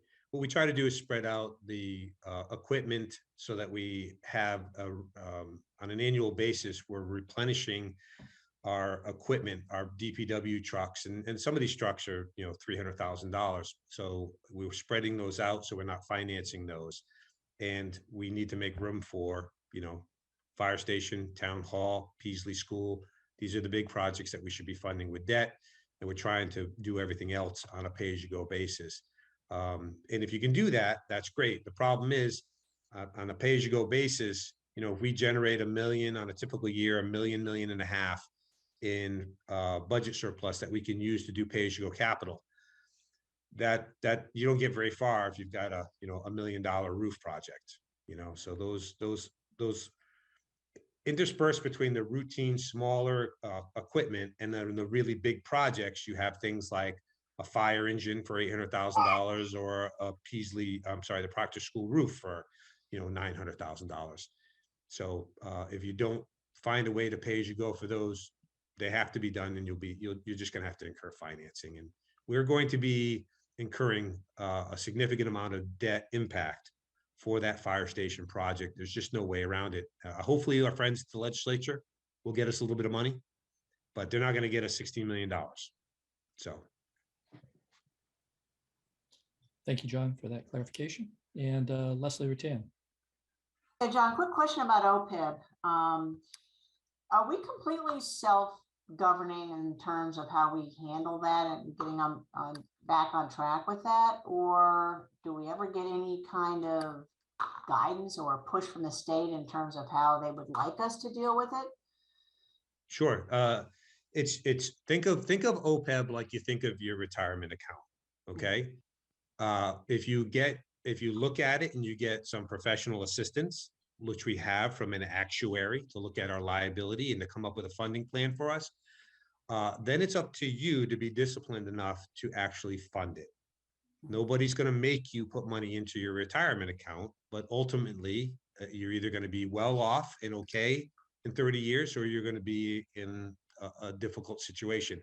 OPEB is like that. We are required under the Government Accounting Standards Board to measure and to report our OPEB liability. And right now, our OPEB liability is about $46 million. And our funding ratio is a little over 11%. So we're only at 11% of where we really need to be. But the state has not mandated a funding schedule like they have for pension. Your unfunded pension liability must be fully funded by 2040. Our Worcester Regional Retirement plan is on a funding schedule to be fully funded by 2036. That's why I say there's nothing you need to do there, except to Tim's point, pay a 10%, 11% assessment increase every year. It's significant. OPEB hasn't been mandated. So it's really about us managing ourselves well. It's just like your retirement account. If you start in your 20s, you're in pretty decent shape by the time you're 50. If you start when you're in your 40s, you're in bad shape by the time you're 50, and you have to put more money in. The expense doesn't go away. Ultimately, what winds up happening is if we don't put regular significant investments in OPEB, when those retirees start pulling benefits, a greater amount of our operating budget is going to be going to pay for those services, for those benefits rather, and they won't be able to go for the services that the residents need. So you want to be looking at a 30-year funding plan, and you want to be putting meaningful money aside, not 20 or 30,000. We've been putting $500,000 aside. I think at the peak it was 550,000. We should be putting $1.2 million aside a year to really be on a funding schedule. And so, we work with the actuary, and I said, well, what's the minimum sort of like stem the bleeding And they're like, at least $500,000, but you should be trying to increase that every year. So we're not hitting that mark. And we're not hitting the mark we should, but we're not even hitting the minimum mark right now.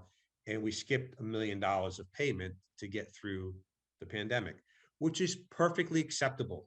Just like if you lose your job, it's acceptable not to put money in your retirement account. But when you get back on your feet, you got to get back on track and get back making those payments that you were making before. And then if you can, ratchet them up a little bit to make up for that lost time. And that's kind of where we are with OPEB. But it's really about just managing yourselves. That's that last goal that I covered at the beginning of my presentation, is to make sure that we're taking into consideration, our long run solvency. If you get people on boards and committees that don't have good perspective and don't have good information, you can build 3, 4, 5 big projects. Everybody gets what they want. And all of a sudden your debt service is crushing your operating budget. It's about balancing these things and smoothing them out. And that's what we do a good job of, is smoothing them out. But it means kind of constraining everything to a sustainable level. Thank you. Thank you, John. I just would emphasize that this is a time value of money issue. The dollars you put in today are going to be much more valuable than the dollars you put in 2 years from now, or 5 years from now, from 10 years from now, because the dollars you put in today have that much longer time horizon to earn investment returns. Hey, listen, I can give you a perfect example. We put $3,050,000 into our OPEB trust fund. Its current balance is $5.1 million as of December 31st of 2021. That's how much we've earned in interest. Our funding ratio is at 10% right now. I wish we had put that other $1 million in, because we'd be that much better off, but we capitalized on some pretty aggressive, economic buoying there. But we only put $3 million in, and we have $5.1 million in, and we started doing this about 2015 was the first year that we put any money in. So it matters. So, and one last thing on OPEB, our bond rating. When we go out to borrow cash, the bond rating agencies rate us in terms of our risk to people loaning us money. One of the things they focus on is the fact that we have very low manageable debt, and that we have a funding plan for our OPEB. In addition to, we have very healthy reserves. That means when you go out, it's just like when you go to get a mortgage for a home.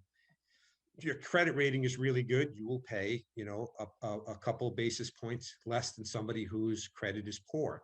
And it can save hundreds or millions of dollars over the life of a loan. So all of this stuff is interrelated.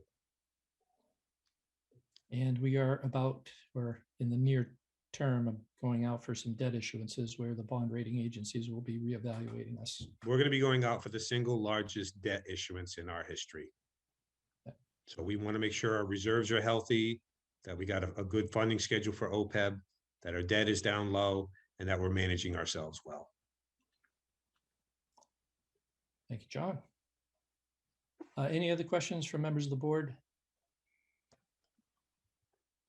Seeing none, this is a public hearing. If you are among the attendees on the Zoom webinar, you can raise your hand and we can bring you in if you have any comment on this review of the fiscal year 2023 proposed budget.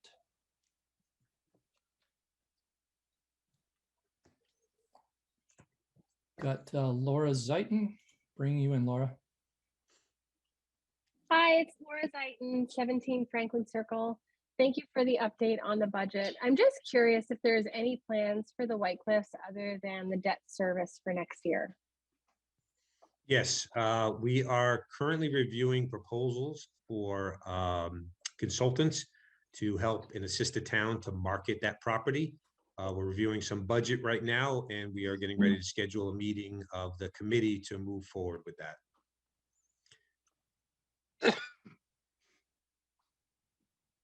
Yes, Laura, you have more? Can you elaborate what you mean by market?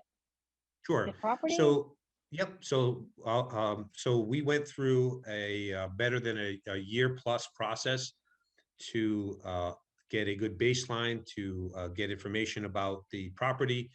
And we looked at potential reuse options for us. We used a consultant to run pro formas on the numbers and give us the top 3 possible reuses for that structure. And the top 3 were housing, event space, or a municipal use. The committee looked at those 3, and the pro formas, in other words, the analysis showed that none of them were truly economically viable in terms of what the committee had envisioned. So the committee asked the consultants to go back and look at what's the absolute minimum amount of restoration would be needed to preserve the building. And then we were seeking consultants to help us market the building. And to market it, I mean to look at partnering with a private sector firm or individual or group to return the property back to some viable use as an event center or whatever the case may be. And to see if we can work with them to come up with a viable plan that it more than likely will patch together municipal resources, grant funding, donations, and private investment. So unfortunately, it is a very extremely expensive building to rehab, and that is making it prohibitively costly. The other issue is, we looked at it as a municipal use, but the committee kind of ruled that out as being too expensive. And probably the best use would be what it was for, and that is some form of an event facility. However, nobody was looking to invest in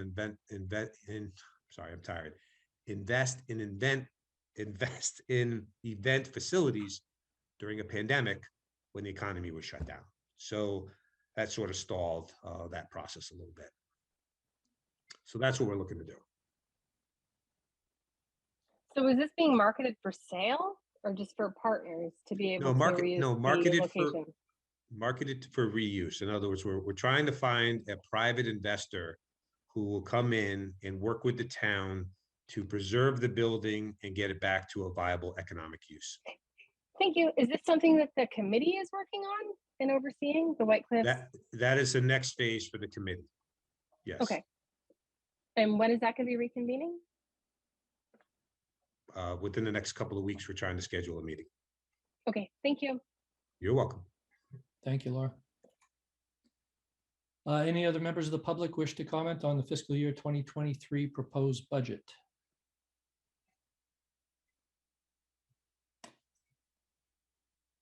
Seeing none. I always have this problem with hearings. Do I need a motion to close the public hearing? Yeah, Mr. Chair. I move we vote to close the public hearing. Do I have a second? Second. Moved by Scott Rogers, seconded by Leslie Rattan. This is a roll call vote. Kristen Wickstead, Aye. Julianne Hirsch, Aye. Scott Rogers, Aye. Leslie Rattan, Aye. and I, Jason Perot, vote aye. Hearing is closed. I want to thank the Appropriations Committee for their participation this evening. And yeah, I guess you have a little bit more on your schedule to do leading up to town meeting. So we look forward to seeing the recommendations from Appropriations. Rick, do you want to close your meeting?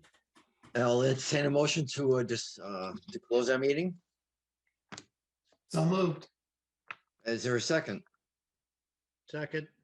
Okay, we have a motion has been made by Tony Petit and seconded by George Brinkle to close our meeting. All in favor? Aye. The vote is unanimous to close our meeting. So therefore I dismiss our committee. It is 9:57 p.m. You are free to stay on for the rest of the selectmen's meeting. If it goes on any longer, otherwise we'll see you this Thursday at our regular meeting. Thank you. Thank you. Thank you, Rick. Thank you, members of the Appropriations Committee. Thank you.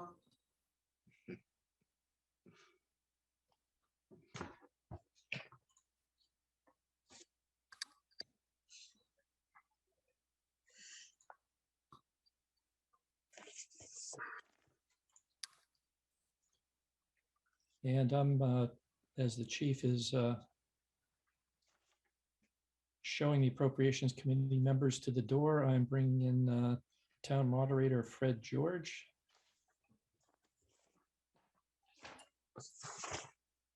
And our next item of business, it's past the hour of 7:40 p.m. We have Fred George, Town Moderator, and this is a discussion in consultation with the board regarding the date, time, and location of annual town meeting.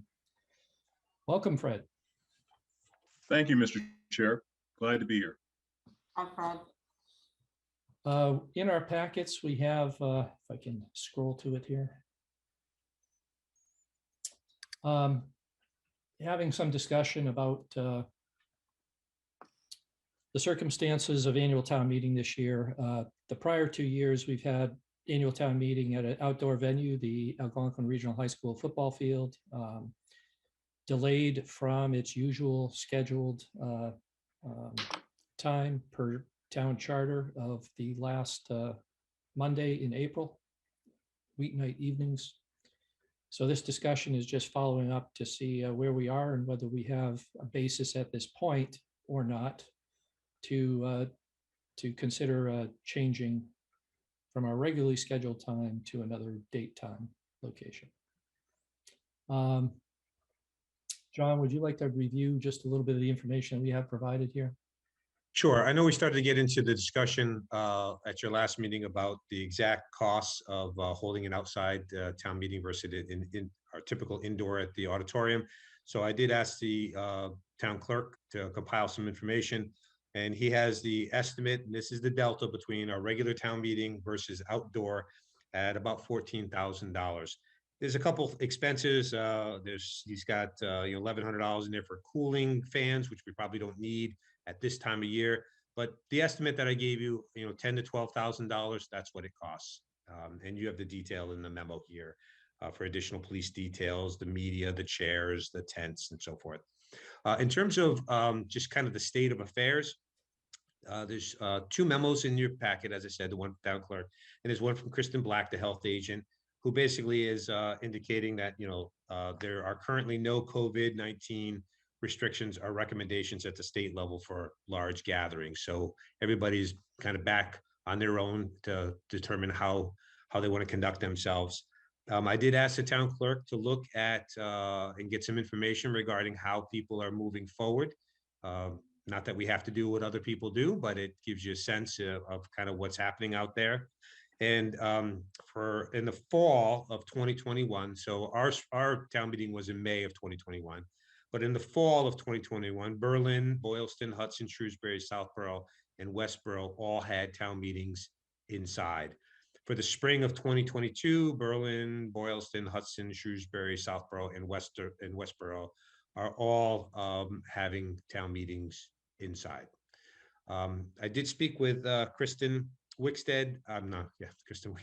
Kristen Black. I spoke to Kristen Wickstead as well, but in this case, I mean Kristen Black.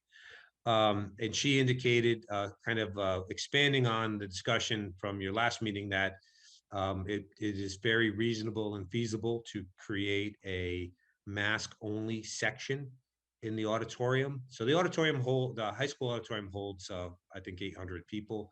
We typically, on average, get 250 to 300 people at town meeting. You could also hold a section aside reserved for people who, if you want to sit in that section, you're required to wear a mask. A number of communities have done that, including Westborough.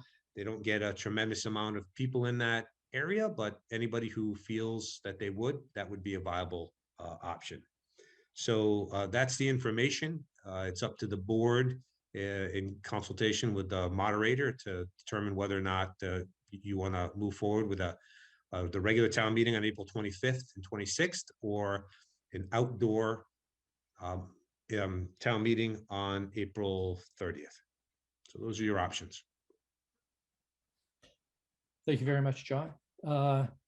And Town Moderator Fred George, would you care to offer your perspective?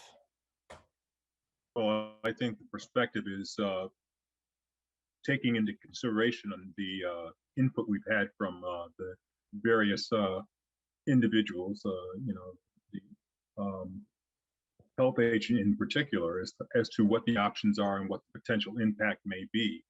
But I will remind this board once again that it is at the decision of the board as to the time and the location of this meeting. My key component and my interest is based on making sure that this is a decision that really considers the citizens of Northborough and how comfortable they are in being either indoors or outdoors. So, Mr. Chair, I have no particular preference one way or the other. I just want it to be a healthy, safe, and quiet town meeting. Thank you very much, Fred. Yes, John. One other piece of information that might be helpful to you is in talking with our health agent earlier today, we have test kits and staff that will be available the night of town meeting. If anybody at the night of town meeting, if you've got a sniffle or a tickle in your throat and you're not sure about whether or not you should go into town meeting, we're going to offer free testing the night of town meeting on the spot for anybody who would like it. Thank you, John. Kristen Wickstead. Is that going to happen no matter what? Because it sounded in her letter like it was an option that I would love to take them up on, but Oh, I'm telling them we're doing it. No matter Okay. what we do, no matter where it gets held, Yeah. we have the test kits and we have the staff. Mhm. Why wouldn't we do it? Great. It's just an added level. And again, it's not mandatory. We're not going to be shoving, Q-tips up your nose as you're trying to collect your town meeting warrant booklet. It's if you want to, again, everybody's being responsible adults. If you have, if you're not sure if you've got allergies or, you're concerned, no problem. Show up a half hour early. We'll test you. No charge. You'll have the results in 15 minutes. Yeah, that's nice. So if I can continue, I did have, so we all got, I think, all the same emails about this, and there was one couple that seemed to want it to be outside again. And then most of the other people either didn't really seem to have a strong opinion, or if they said inside is okay, some of them really feel strongly about that mask only area. So I would definitely, if it is going to be inside, I would definitely want a good sized mask only area. And I don't know how we block that off so someone without a mask isn't sitting right behind them. Do we block off several rows? Yeah, so we'll that rope there's a off. distance barrier? Yeah, through the chair. We'd rope off a section and put appropriate signage saying, if you sit here, you're required to wear a mask and you're required to leave, a certain number of seats in between you and the other person. From what I understand in talking with other towns and what Kristen Black has found and Andy Dowd, our town clerk, is that there's a few people that use it, and it's great if it's there, if that's what makes them feel comfortable, but it has not been a capacity issue. It's been a handful of folks that have used it, and it really isn't hard to administer. No, but I think it's really important to have that. So the people who do want that. I'm in agreement on that. Yeah. Yes. Yes, I think any indoor venue choices would still have some provisions for people who aren't comfortable to be masked and to have a separate area where they can sit together away from other people who are unmasked. That's a very simple thing that can be done to alleviate We that also, concern. if I'm sorry, Mr. Chairman, I'm Sure, interrupting. go ahead, John. I was going to add too is, we can provide KN95 masks for people as well. And if somebody legitimately is immunocompromised, we can make sure that we have appropriate masks for them. Again, we want people to feel comfortable. Leslie Rattan. Yeah, I guess, this is something I'm just trying to bottom line here, which is that, obviously there are expenses involved with having it outdoors. And I think if we felt that there was an absolute necessity to have it outdoors, then we would, of course, do that. I think we would pay whatever we needed to pay in order to have town meeting. We need to have town meeting.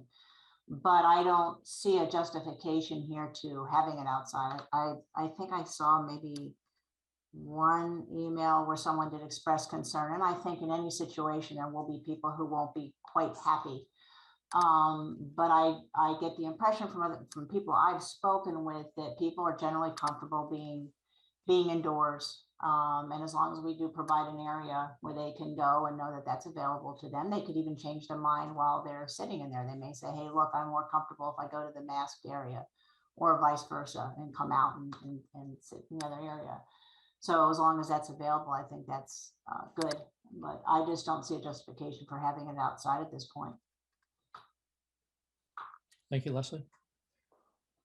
And I would just observe that I don't think I see a justification at this point to change the date or the location. This is a different circumstance than it was 2 years ago when we were first coming through the very initial part of COVID. We didn't have vaccinations, we didn't have boosters. There was a great deal more risk, I think. 2 years later, I think we're in a better situation from a vaccination and booster standpoint. I think people feel a bit more comfortable. I certainly see them in some of the common locations like supermarkets and the like. There is still the case that if there was an uptick in some variant or something like that, and the health situation was deemed to be more significant or severe, the town moderator still has the authority to postpone town meeting in recognition of that kind of circumstance. So, so it's not like we're closing the door on anything. If there is a significant enough adverse development, then we still have some flexibility with what we do. But for our purposes here tonight, I think I'm comfortable with keeping our scheduled date indoors at ARHS with the appropriate accommodations that we've already discussed for people who would prefer to be masked and have a seating area that is displaced somewhat from most of the regular seating. Any other comments, questions? Julianne Hirsch. Well, I hate to be the dissenter, but I'm not comfortable with indoors because of the new BA2 variant that is making its way here. And I think we're seeing some indications in wastewater and number of cases. It's, you know, I'd like you to elaborate a little bit, Jason, like what, if those numbers continue to go up, should we speak to Kristen and say at what point do we put the brakes on indoors? I just, you know, I know that our vaccination rate is high in Northborough, but now there's talk of recommendations for people over 50 getting a second booster. It's, and regarding the cost differential is, we have a lot of public health grant money. Would any of that money cover an outdoor meeting? And before I relinquish my time, my other question is, 2 years ago when we were deciding on indoor outdoor, there was a possibility of doing it in the gymnasium because of better ventilation. Is that possibly on the table? Gym has worse ventilation. As somebody who has suffered through two high school graduations in that gym, there is very little ventilation in that gym. Why were we talking about, because we could open doors or something? Why were we talking about We were talking about it as an expansion of capacity to space people out more. Right. Auditorium plus the gymnasium as an expansion area for spacing purposes. Okay, thank you. So anyway, the question is, would any of the public health grants cover the outdoor meeting? No, you'd have to release ARPA funding to do that.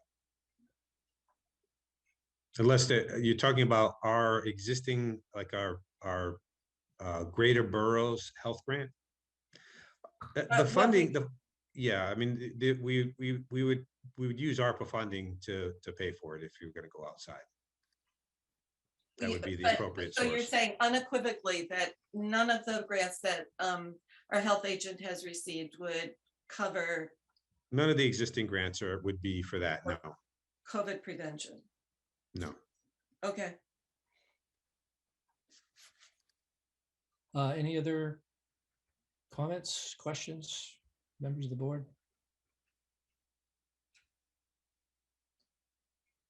In that case, do I have a motion? Mr. Chairman, since it appears that we are going to vote on April 25th, I will make the motion. I move the board vote to approve and execute the April 25th, 2022 annual town meeting warrant.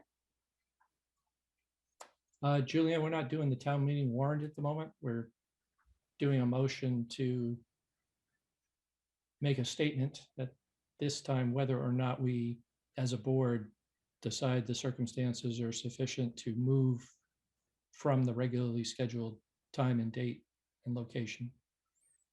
So I think I'm looking for a motion from Scott Rogers.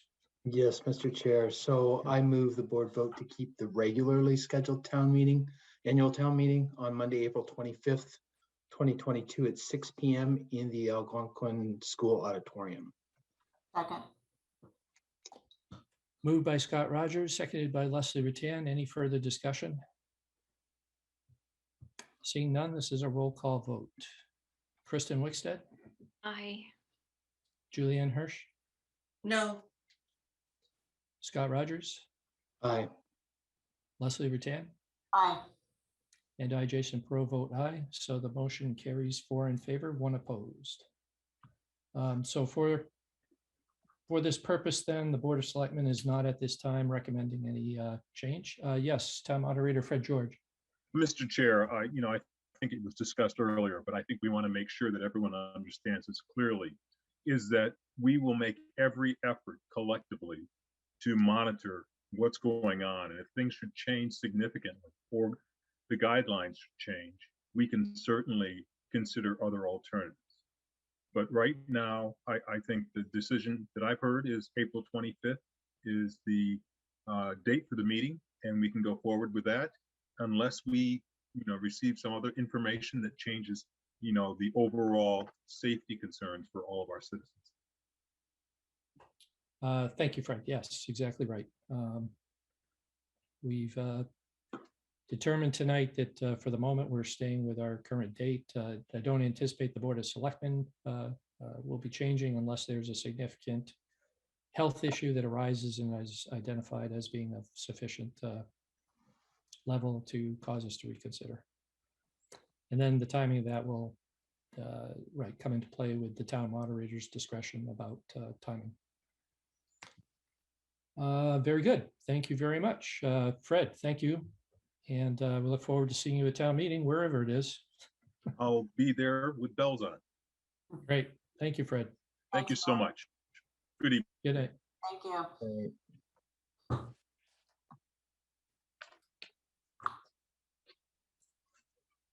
And next item is topic of ARPA process, discussion regarding ARPA process. John, do you want to just initiate this discussion? Sure. So in your packet, I provided you with a memo. Given the discussion that took place at your last meeting and some of the discussion that's ongoing in the community, I'm recommending that we dedicate, rather than get into it as a piece of one of your board meetings, that we dedicate a meeting, joint meeting like we do with the financial trend monitoring, to dedicate it to ARPA discussion and take public input. And the board can decide from there what they would like to do with the process. But I'm proposing April 14th, which is a Thursday, for that meeting. And we'll have to figure out whether or not it's in person or remote, how we want to do that. But that would be the proposal. Okay, thank you, John. Whether in person or remote, there would have to be an option for remote participation from the public, in my opinion. Right. Any questions, concerns by members of the board about that proposal? It seems like there is a lot of sentiment in the community and a lot of different or even conflicting information about some of it. And does that seem like a suitable path to follow? Leslie Batan. Yes, I think it is. I think that before we go any further, I think that it's a good idea for the various boards to meet and to allow public comment, so we can hear what needs to be heard. And before we go any further with the decision making, I think we definitely need to let residents know that we want to hear them out. And also, it's a good opportunity to clarify any kind of misinformation that's out there. So I just think it's a very good idea to come together like that, in a forum like that, and hear people and their concerns and be able to discuss. Okay, Leslie, thank you. Scott Rogers, you had a hand up. Yeah, just to piggyback on that, I think it's the plan to have it as a joint meeting with other boards and have the ability of department heads and other responsible personnel be able to explain what might already be in progress. So being able to hear some input and say, yep, we're acting on that and working towards that. Or if something is planned, to be able to say, yep, that's in the plan. And then if there is a question or a misunderstanding on something, you've got the responsible personnel in the organization to be able to answer those questions. So I think that's a good structure for the meeting, to have that combined joint action so that everybody's together at one time. Okay, thank you, Scott. Anyone else? Julianne? So 4 of us attended the March 23rd meeting, and from my perspective, I thought it was a very honest conversation and extremely well organized. But one of the things that I would like to see at the April 14th meeting is that even the configuration of the room, if we meet in a room, can give a serious message. If it's someone mentioned that it would be like the financial trends where we all sit in a horseshoe, and the public sits in another, like towards the back of the room. For this to work, it has to be a dedicated listening session. And there are some groups that I would like to make sure that they can attend, and that would be groups from the schools, a senior representative, whether senior center or council on aging, the interfaith group, family and youth services, the health agent, veterans, and there's probably a few others that really need to be at that meeting. And so I think in order for this to be as successful and kind of free-flowing as the March 23rd meeting, there's some things that have to be put in place to make sure that it's a lot of listening. So that's my wish for the meeting. Thank you, Julianne. Kristen Wickstead, did you have a hand up? Yeah, I did. I don't want this to be a long answer because I feel like everyone's kind of like in the same place on this, and we all agree that that's a good idea, having the meeting on the 14th. But just it says joint meeting, and it isn't really clear exactly who that is. And a couple people said certain town staff people, but at some point, will we get a list of who the joint meeting is with besides the public? What I would anticipate is that we've, through some of the public input that took place at last week's session, plus many of the emails, we have a good understanding of the breadth of suggestions people are making. And from that, we have a good understanding of a lot of the staff members or groups that would need to, participate or be on hand for the meeting. So it's obviously going to be a very large meeting with a lot of people involved, and there isn't going to be one perfect date that's going to work for everybody. So we're just Okay. going to have to put a stake in the ground, pick a Okay. date, and ask people if they really, are concerned and want to participate to work their schedules around that date so that they can be there and so they can participate. Okay, But the thank date you. will be That's publicized and people will have sufficient notice from this meeting and going forward to be able to plan for it. I like that. I like that answer. Okay, thank you. Yep. So I just, if I may, so the department heads will be there, and I've already confirmed with the superintendent that that date works for him. Okay, very good. Thank you, John. Any other questions, comments?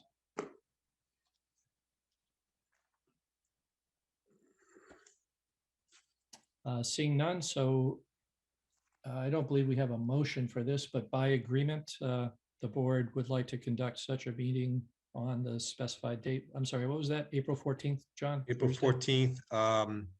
Do you want it? What time do you want to do? 6 or 7? Leslie? I would say 6.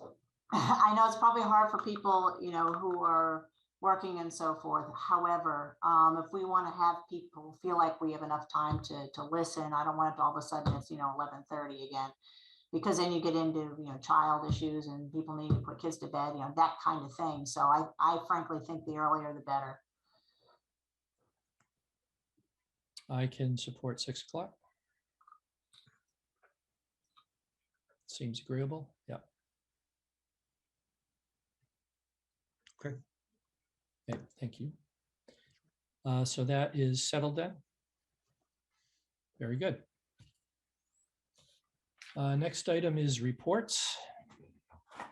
And we will begin with Kristen Wickstead. Okay. I'm not muted, right? Okay, just checking. So the Community Affairs Committee is preparing for the town cleanup, which will take place on April 30th. So everyone should stay tuned for more information. The group is working on it, but it sounds like it's going to be a really well-organized town cleanup, which I think we can all appreciate. And I would like to say we can applaud our community for all having the same goal in mind when it does come to that ARPA money. I think we all, 100% of us, want what is best for the town. So thanks to everyone who attended last week's forum and who has written into the board, and to my fellow board members who came. We are generating a hopeful and respectful discussion, and I like that a lot. My quote tonight is in honor of, well, partly the hockey team and partly that this year being the 50th anniversary of Title IX. I sort of stole this from Principal Bevan, so he wrote this great email. So some of this is paraphrased from that, giving him credit. It was a good idea.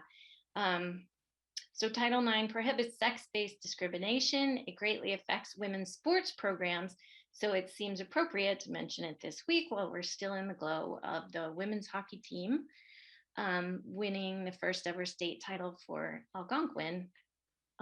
It does include players from other towns. That's also important to mention. I know people know that, but just in case. So it was 50 years ago in 1972 that Title IX became, Principal Bevan wrote to our school community that 50 years ago in 1972, our high school only had 5 sports for girls and many more for boys. Now there are 16 sports for girls and 16 for boys. So my quote is from Dr. Bernie Sandler, the godmother of Title IX. She said, Title IX is probably the most important law passed for women and girls in Congress since women had obtained the right to vote in 1920. And congratulations to the girls hockey team. That ends my report. Thank you, Krista. Julianne. Thank you, Mr. Chairman. So first of all, I would like to publicly thank all of the people who email us. Your suggestions, your observations are really important as we make decisions. And although we don't respond specifically very often, the information we gather is really important. So please continue to communicate with us.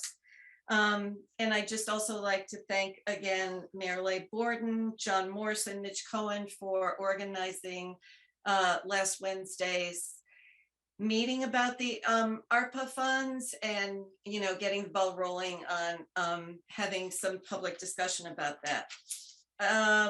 So Cultural Council met with Scott Charpentier to figure out the best place for their long-awaited public art project. And it was decided that Ellsworth McAfee would be the best location for their door project. So look for that around April 9th. It'd be wonderful to have some public art and get the people out. I also attended Water and Sewer, where I always learn a whole lot about our infrastructure. And just to report that the 3G endpoint swap out is going well, and the Assabet tank project is going well, and you will be rest assured to know that your commissioners even went to the tank to take a look at it. So thanks to Water and Sewer commissioners. And I'll just end as I always end. I've been requesting that the facilities manager come and talk to us and give us a report on the condition of our buildings. I think as we move forward with ARPA, funds and having to decide on projects and programs, would be very good to know the condition of our buildings and the expenditures we're going to have to spend there. So that, along with a visit to 4 West Main Street, would be much appreciated. That ends my report. Thank you, Julianne. Scott Rogers. Yeah, in terms of board and committee liaisons, obviously I've been tracking appropriations and financial planning. That's what took me away Wednesday night and couldn't participate in the community discussion, but I caught up in both the write-up and the video of that. In terms of other board liaisons, just want to mention out of the Recreation Department, recognize Ally Lane and her citation from the Massachusetts Recreational Association, highlighting her organization of the Women's Softball League and the stunning accomplishment that was and how well received that went. So hats off to Ally in that regard. And then finally, 2 town staff that worked over the weekend. Linda, Becca, Jason, all of you, to get the material that we have in front of us today. Thank you so much. I know it was above and beyond, and with the condensed budgeting cycle that has, both financial planning and appropriations going weekly, as opposed to their more stretched out schedule. That's taking its toll on staff. We shouldn't appreciate all that additional work, and hang in there a little bit more, and we'll soon be to the 25th, and we can hopefully take a deep breath after that. That ends my report. Thank you, Scott. Leslie Rattan. Okay, I'll try to scoot through this like I did at our last meeting, since it was approaching midnight then. Let's see what time is it now, 10:30, so ooh, we're early. Okay, I first wanted to thank the fire department for their Senior Safe program.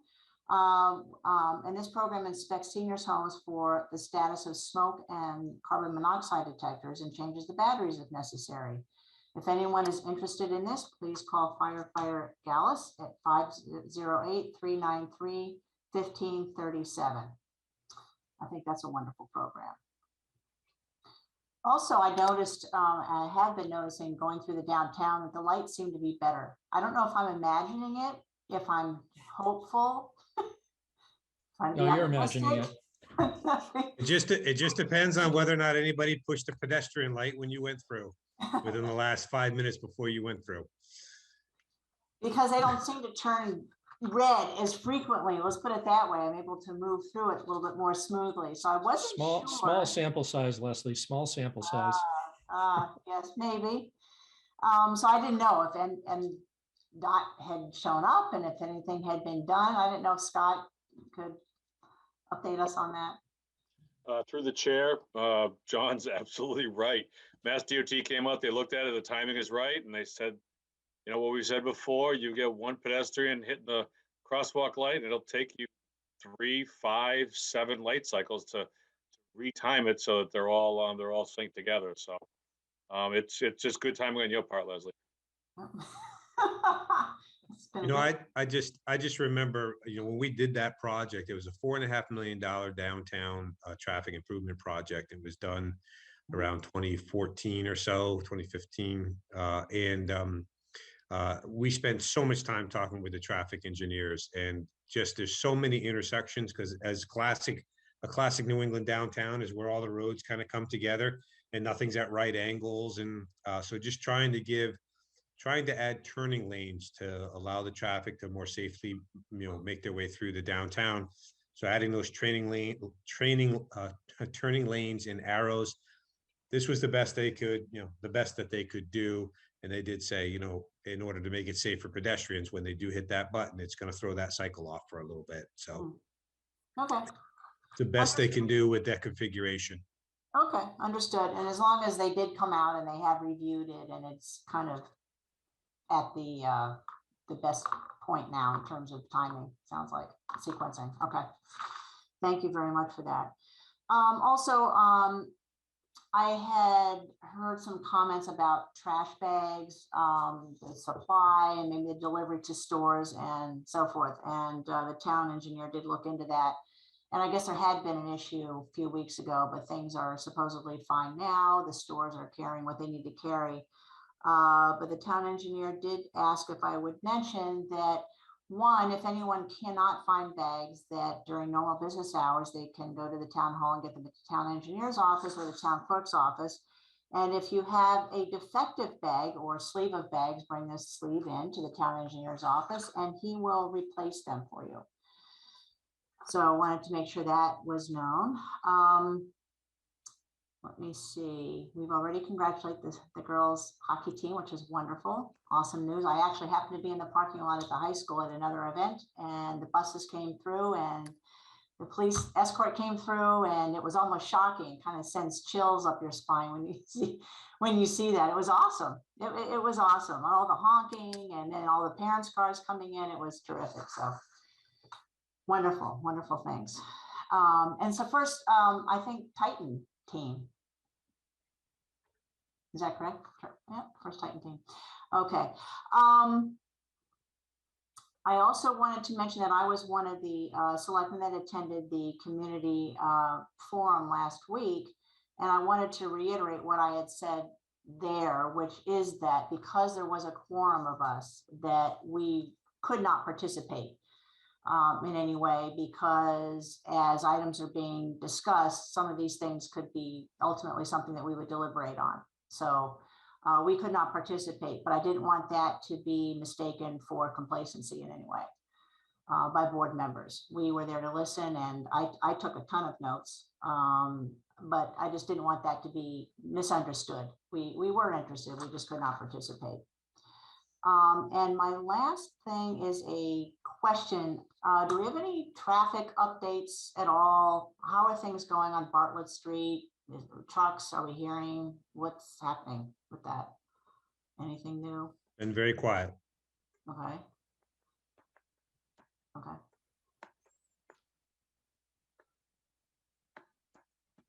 All right. Leslie, that's the end of your report. Okay, well, I didn't know if John was going to say anything further. Okay, yeah, I just No, didn't know if there were any more issues or whether there had been anything new on that. Okay. That ends my report. Okay.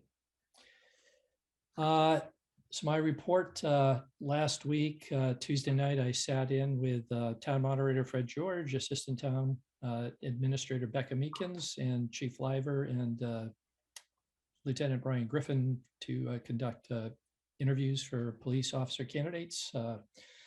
Once again, we had some excellent candidates through, and I'm at least pleased to say that it was gender diverse once again. So we've only just recently hired our currently only female police officer in the department, and there were at least more candidates coming through, which is certainly a different experience than what I've had in the past when I've sat in those interviews. So I'm pleased to see that there's a greater representation in that regard. The outcome will depend on the chief's assessment and of the candidates in making a determination about who to offer.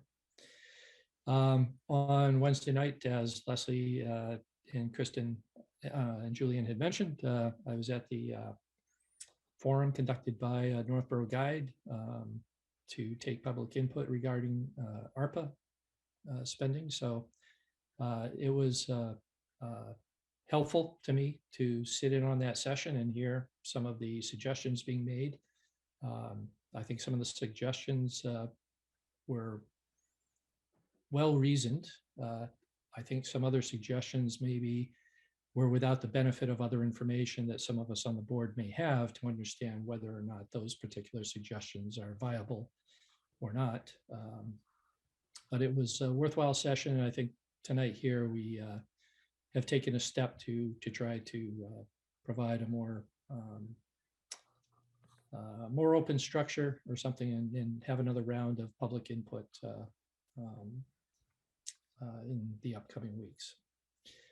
And then finally, earlier this month, I underwent eye surgery, not LASIK, cataract surgery. So that was a big step, and I'm pleased to say that one of my first outings following recovery was to go to TD Garden and watch the girls hockey team win their championship. So that was, and as they had throughout the playoffs, people may or may not know this, in their quarterfinal game, they won in overtime. In their semifinal game, they won in overtime. And in the finals at TD Garden, they fell behind 1-0, tied it in the third period, and then won in overtime. So if you're going to win a championship, that's definitely the way. That's definitely the way to do it. Make it particularly memorable. So I want to congratulate the girls team, and I also want to just point out that the girls team, the head coach is Mike Hodge, a member of our financial planning committee, and one of the senior captains on the team was Taylor Hodge, Mike's daughter. So in addition to being a team win, it was certainly a family event for the two of them that they'll cherish for the rest of their lives. With that, that concludes my report. John, anything more? Nothing this evening. Okay. Completes public report. I'm sorry, that completes reports. We now move to public comment. If you're connected to the Zoom webinar, you can raise your hand if you wish to be heard. We will invite you in to speak. We'll ask you first to state your name and address. You will have 3 minutes to present your questions or concerns.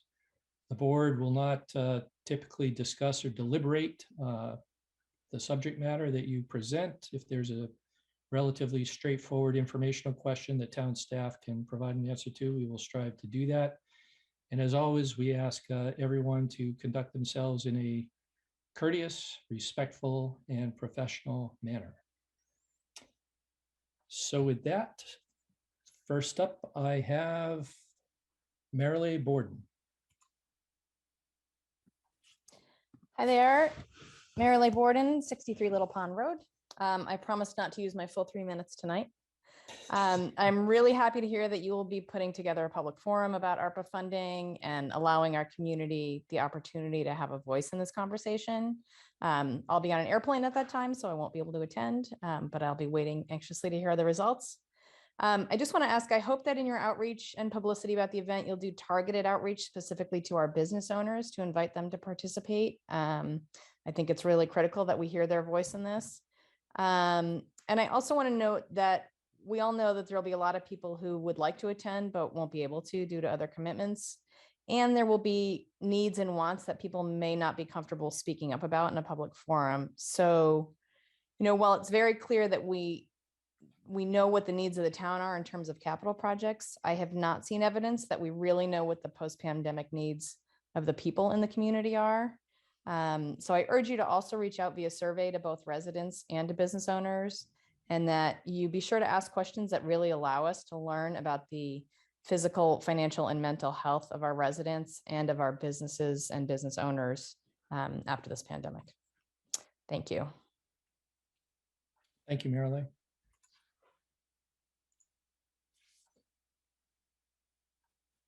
Anyone else who would like to offer public comment?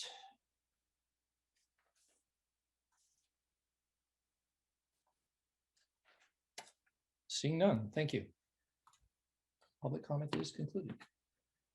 New business. First item, we have approve and execute the warrant annual town meeting. John? You're muted, John. I never mute myself. I was coughing. So the warrant has been finalized, been reviewed by town council, contains all the final budget numbers and actionable items. There is one change I want to draw your attention to, and that is Article 21. Article 21 was originally in there from the school department, and it was for purchase of a redundant hot water boiler for the Algonquin Regional High School.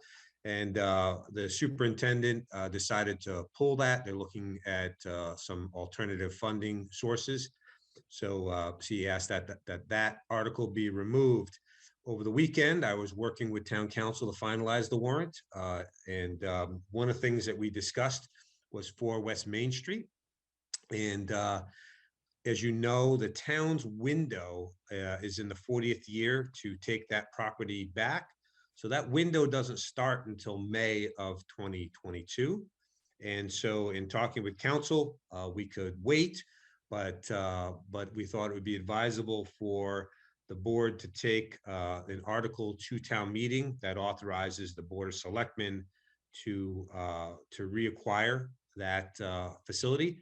Whether or not we use it for municipal purpose or sell it, whatever we decide to do with it, I think is irrelevant from the fact that it comes back to the town and we want to take it back. So even though we're not in that window yet, this would be preemptive and allow the board then to make that move. It also gives us a chance then to start talking to the owner and put the paperwork and the things together that needs to be done during the course of the year to take the property. So this article just authorizes the board to then reacquire the facility. It does not make a determination as to what we do with it. And working with Becca Meekins, we met last week, working on finalizing the RFQ for the consultants to do the town hall feasibility study to look at renovating 63 Main Street, looking at 4 West Main Street, and potentially building new. That was the scope. So again, that is related but separate from this. So this article just allows us to reacquire the facility. There is an appropriation in there of $10,000, but that's subject to whether or not maintenance has been done on the building and a few other things. So other than that, the warrant is complete. Between now and when it would be posted, which is, I believe, April 11th, if I'm not mistaken. Between now and then, we'll complete the booklet. One of the things that we've done, and I think makes sense for us to continue to do this year, is we've included when we had our outdoor meetings, we had a consent agenda, working with the moderator, and we also had the motions included. So if we can get the motions included in the booklet, we don't have to listen to the moderator read these very long, cumbersome motions. And then people can also see what they're actually voting on. So it takes a little while to get that booklet together in that final form with the motions, but that's what we'll be working on next. So at this point, it would be appropriate to vote to post the warrant, knowing that it won't be posted actually until the 11th. Thank you, John. Kristen Wickstead. As a first-time voter of a warrant, I have a question as a person who goes to town meeting. Why is the second to last and the last questions, the citizens petition to change town meeting to Saturday at 9 a.m. and then the Gold Star Parents petition, they call that the Brave Act, right? Why are those last? Well, Is there any reason for John, that? if you want to. citizen address it. petitions go on last. It's the board's, it's the business of the town going through, beginning with budgets, capital, all of that, zoning, and citizen petitions have always gone at the end. Do we have to do it that way? I would not be inclined to set a precedent by changing it up for any particular kind of warrant article, and in so doing, perhaps expressing preference for some versus others. Well, so here's my reasoning. Okay, so I'll just focus on the changing the time one.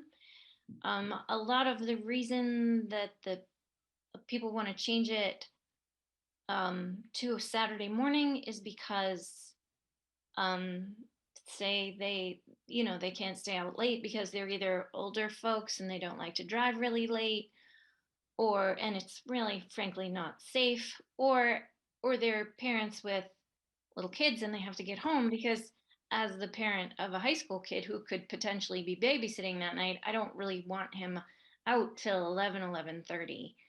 I'd like him home at about 10:30 or so. And a lot of times town meeting is really fun and exciting and it goes on, and these articles end up happening quite late. So the people who they would mean the most to might have to leave. That's I'm just trying to make it. And in recognition of that concern, what we approved last year was to change the start of town meeting to 6 p.m. Oh, okay. And set an ending time of 10 p.m. So we've kind of slid the time slot earlier, at least to some extent, and there should be more opportunity, I think, for more people to attend throughout that session, as opposed to going to 11 o'clock when it's later. Right. Okay, and that's the same this year, 6 p.m. Well, it's the change this That's is the the first bylaw. year we're actually We did vote on implementing that. it. Yeah, I just read the motion more carefully. Okay, so well, I guess if that's how it's done, that's how it's done. Thank you. Yep. Thank you, Kristen. Any other questions or concerns about the warrant? Scott Rogers. Yeah, John, I had a technical question, or what may be a technical question, and tell me if it's not even appropriate to discuss. But on Article 43, am I reading the text of that correctly, that the proposal is to make it retroactive to 2019?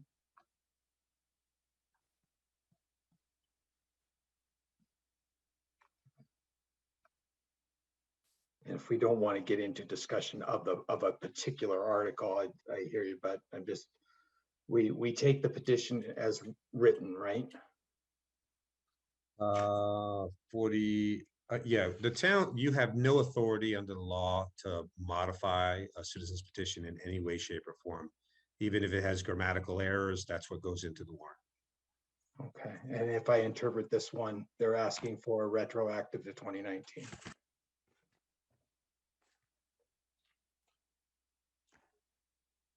That's what was submitted. That looks good. Okay. And then you said the practical posting becomes April 11th. It sounds like then the planning board might be able to get in changes then that they have from their. No, this is it. This is your warrant. The only thing that will happen between now and when we post it is just that we'll try to flush out the full booklet with all of the attachments, and the financial planning committee's report is usually in there. Sometimes appropriations in there if it's ready, that type of stuff to put the booklet together. This is the warrant. That's it. Any other changes after tonight will be made on the floor of town meeting. Gotcha there. And then finally, what was the personnel handout? That'll be on the website. I had a little trouble finding that. I didn't know if it had. been Yeah, uploaded yet. I think Becca's working on that right now. Okay. So that's the, that we're wrapping up that class comp study this week, hopefully. So that's the plan. Perfect. And since it's referenced, then we can close tonight and not have that posted. Okay, great. Thank you. Thank you, Scott. Julianne? I think I read somewhere that all of those materials will be available at the library and town hall. Is that correct? Yeah, we'll make everything available when it's all, as we package everything up online. Could as we well. make it Yeah. available at the senior center also? Yeah, we typically make everything available at the town hall, library, and the senior center. And usually when we get to wrapping up the full binder, the budget book with everything in it, we make hard copies available at those locations as well. So people can come and surf them. It's online as well, but if people want to see a hard copy, that's fine too. Great, thank you. You're welcome. Thank you, Julianne. Any other questions or comments? Seeing none, do I have a motion, Julianne? Yes, you do, Mr. Chairman. I move the board vote to approve and execute the April 25th, 2022 annual town meeting warrant. Second. Moved by Julianne Hirsch, seconded by Scott Rogers. This is a roll call vote. Kristen Wickstead, Aye. Julianne Hirsch, Aye. Scott Rogers, Aye. Leslie Rattan, Aye. and I, Jason Pro, vote aye, carries unanimously. Next item is approve and execute the warrant for the May 10th, 2022 annual town election. We have that in our packets. I'm trying to scroll the wrong document here. John, do you want to talk about this while I'm scrolling? Well, it's the warrant for the May 10th annual election as submitted by the town clerk. It just needs your execution. Oh, that's pretty straightforward. Yes, indeed. Any questions by the board? Seeing none, do I have a motion? It has some very fancy language Yes. there. It's like Old English. If you really read the fine print, kind of funny. It- But anyway, it I'll give does. you your motion. I move the board vote to approve and execute the May 10th, 2022 annual town election warrant. Second. Moved by Kristen Wickstead, seconded by Scott Rogers. Any discussion? Seeing none, this is a roll call vote. Kristen Wickstead, Aye. Julianne Hirsch, Aye. Scott Rogers, Aye. Leslie Rattan, Aye. and I, Jason Pro, vote aye. Any other business to come before the board? Nothing tonight. Nothing more. Thank you all for participating. Staff members, appreciate your presence here on the line. Do I have a motion to adjourn? So moved. I have a motion by Leslie Rattan Second. and a second by Kristen Wickstead. Roll call vote. Kristen Wickstead, Aye. Julianne Hirsch, Aye. Scott Rogers, Aye. Leslie Rattan, Aye. and I, Jason Perot, vote aye. We are concluded. Thank you all very much. Good night. Take Good care. night. Right. Thanks. See everyone.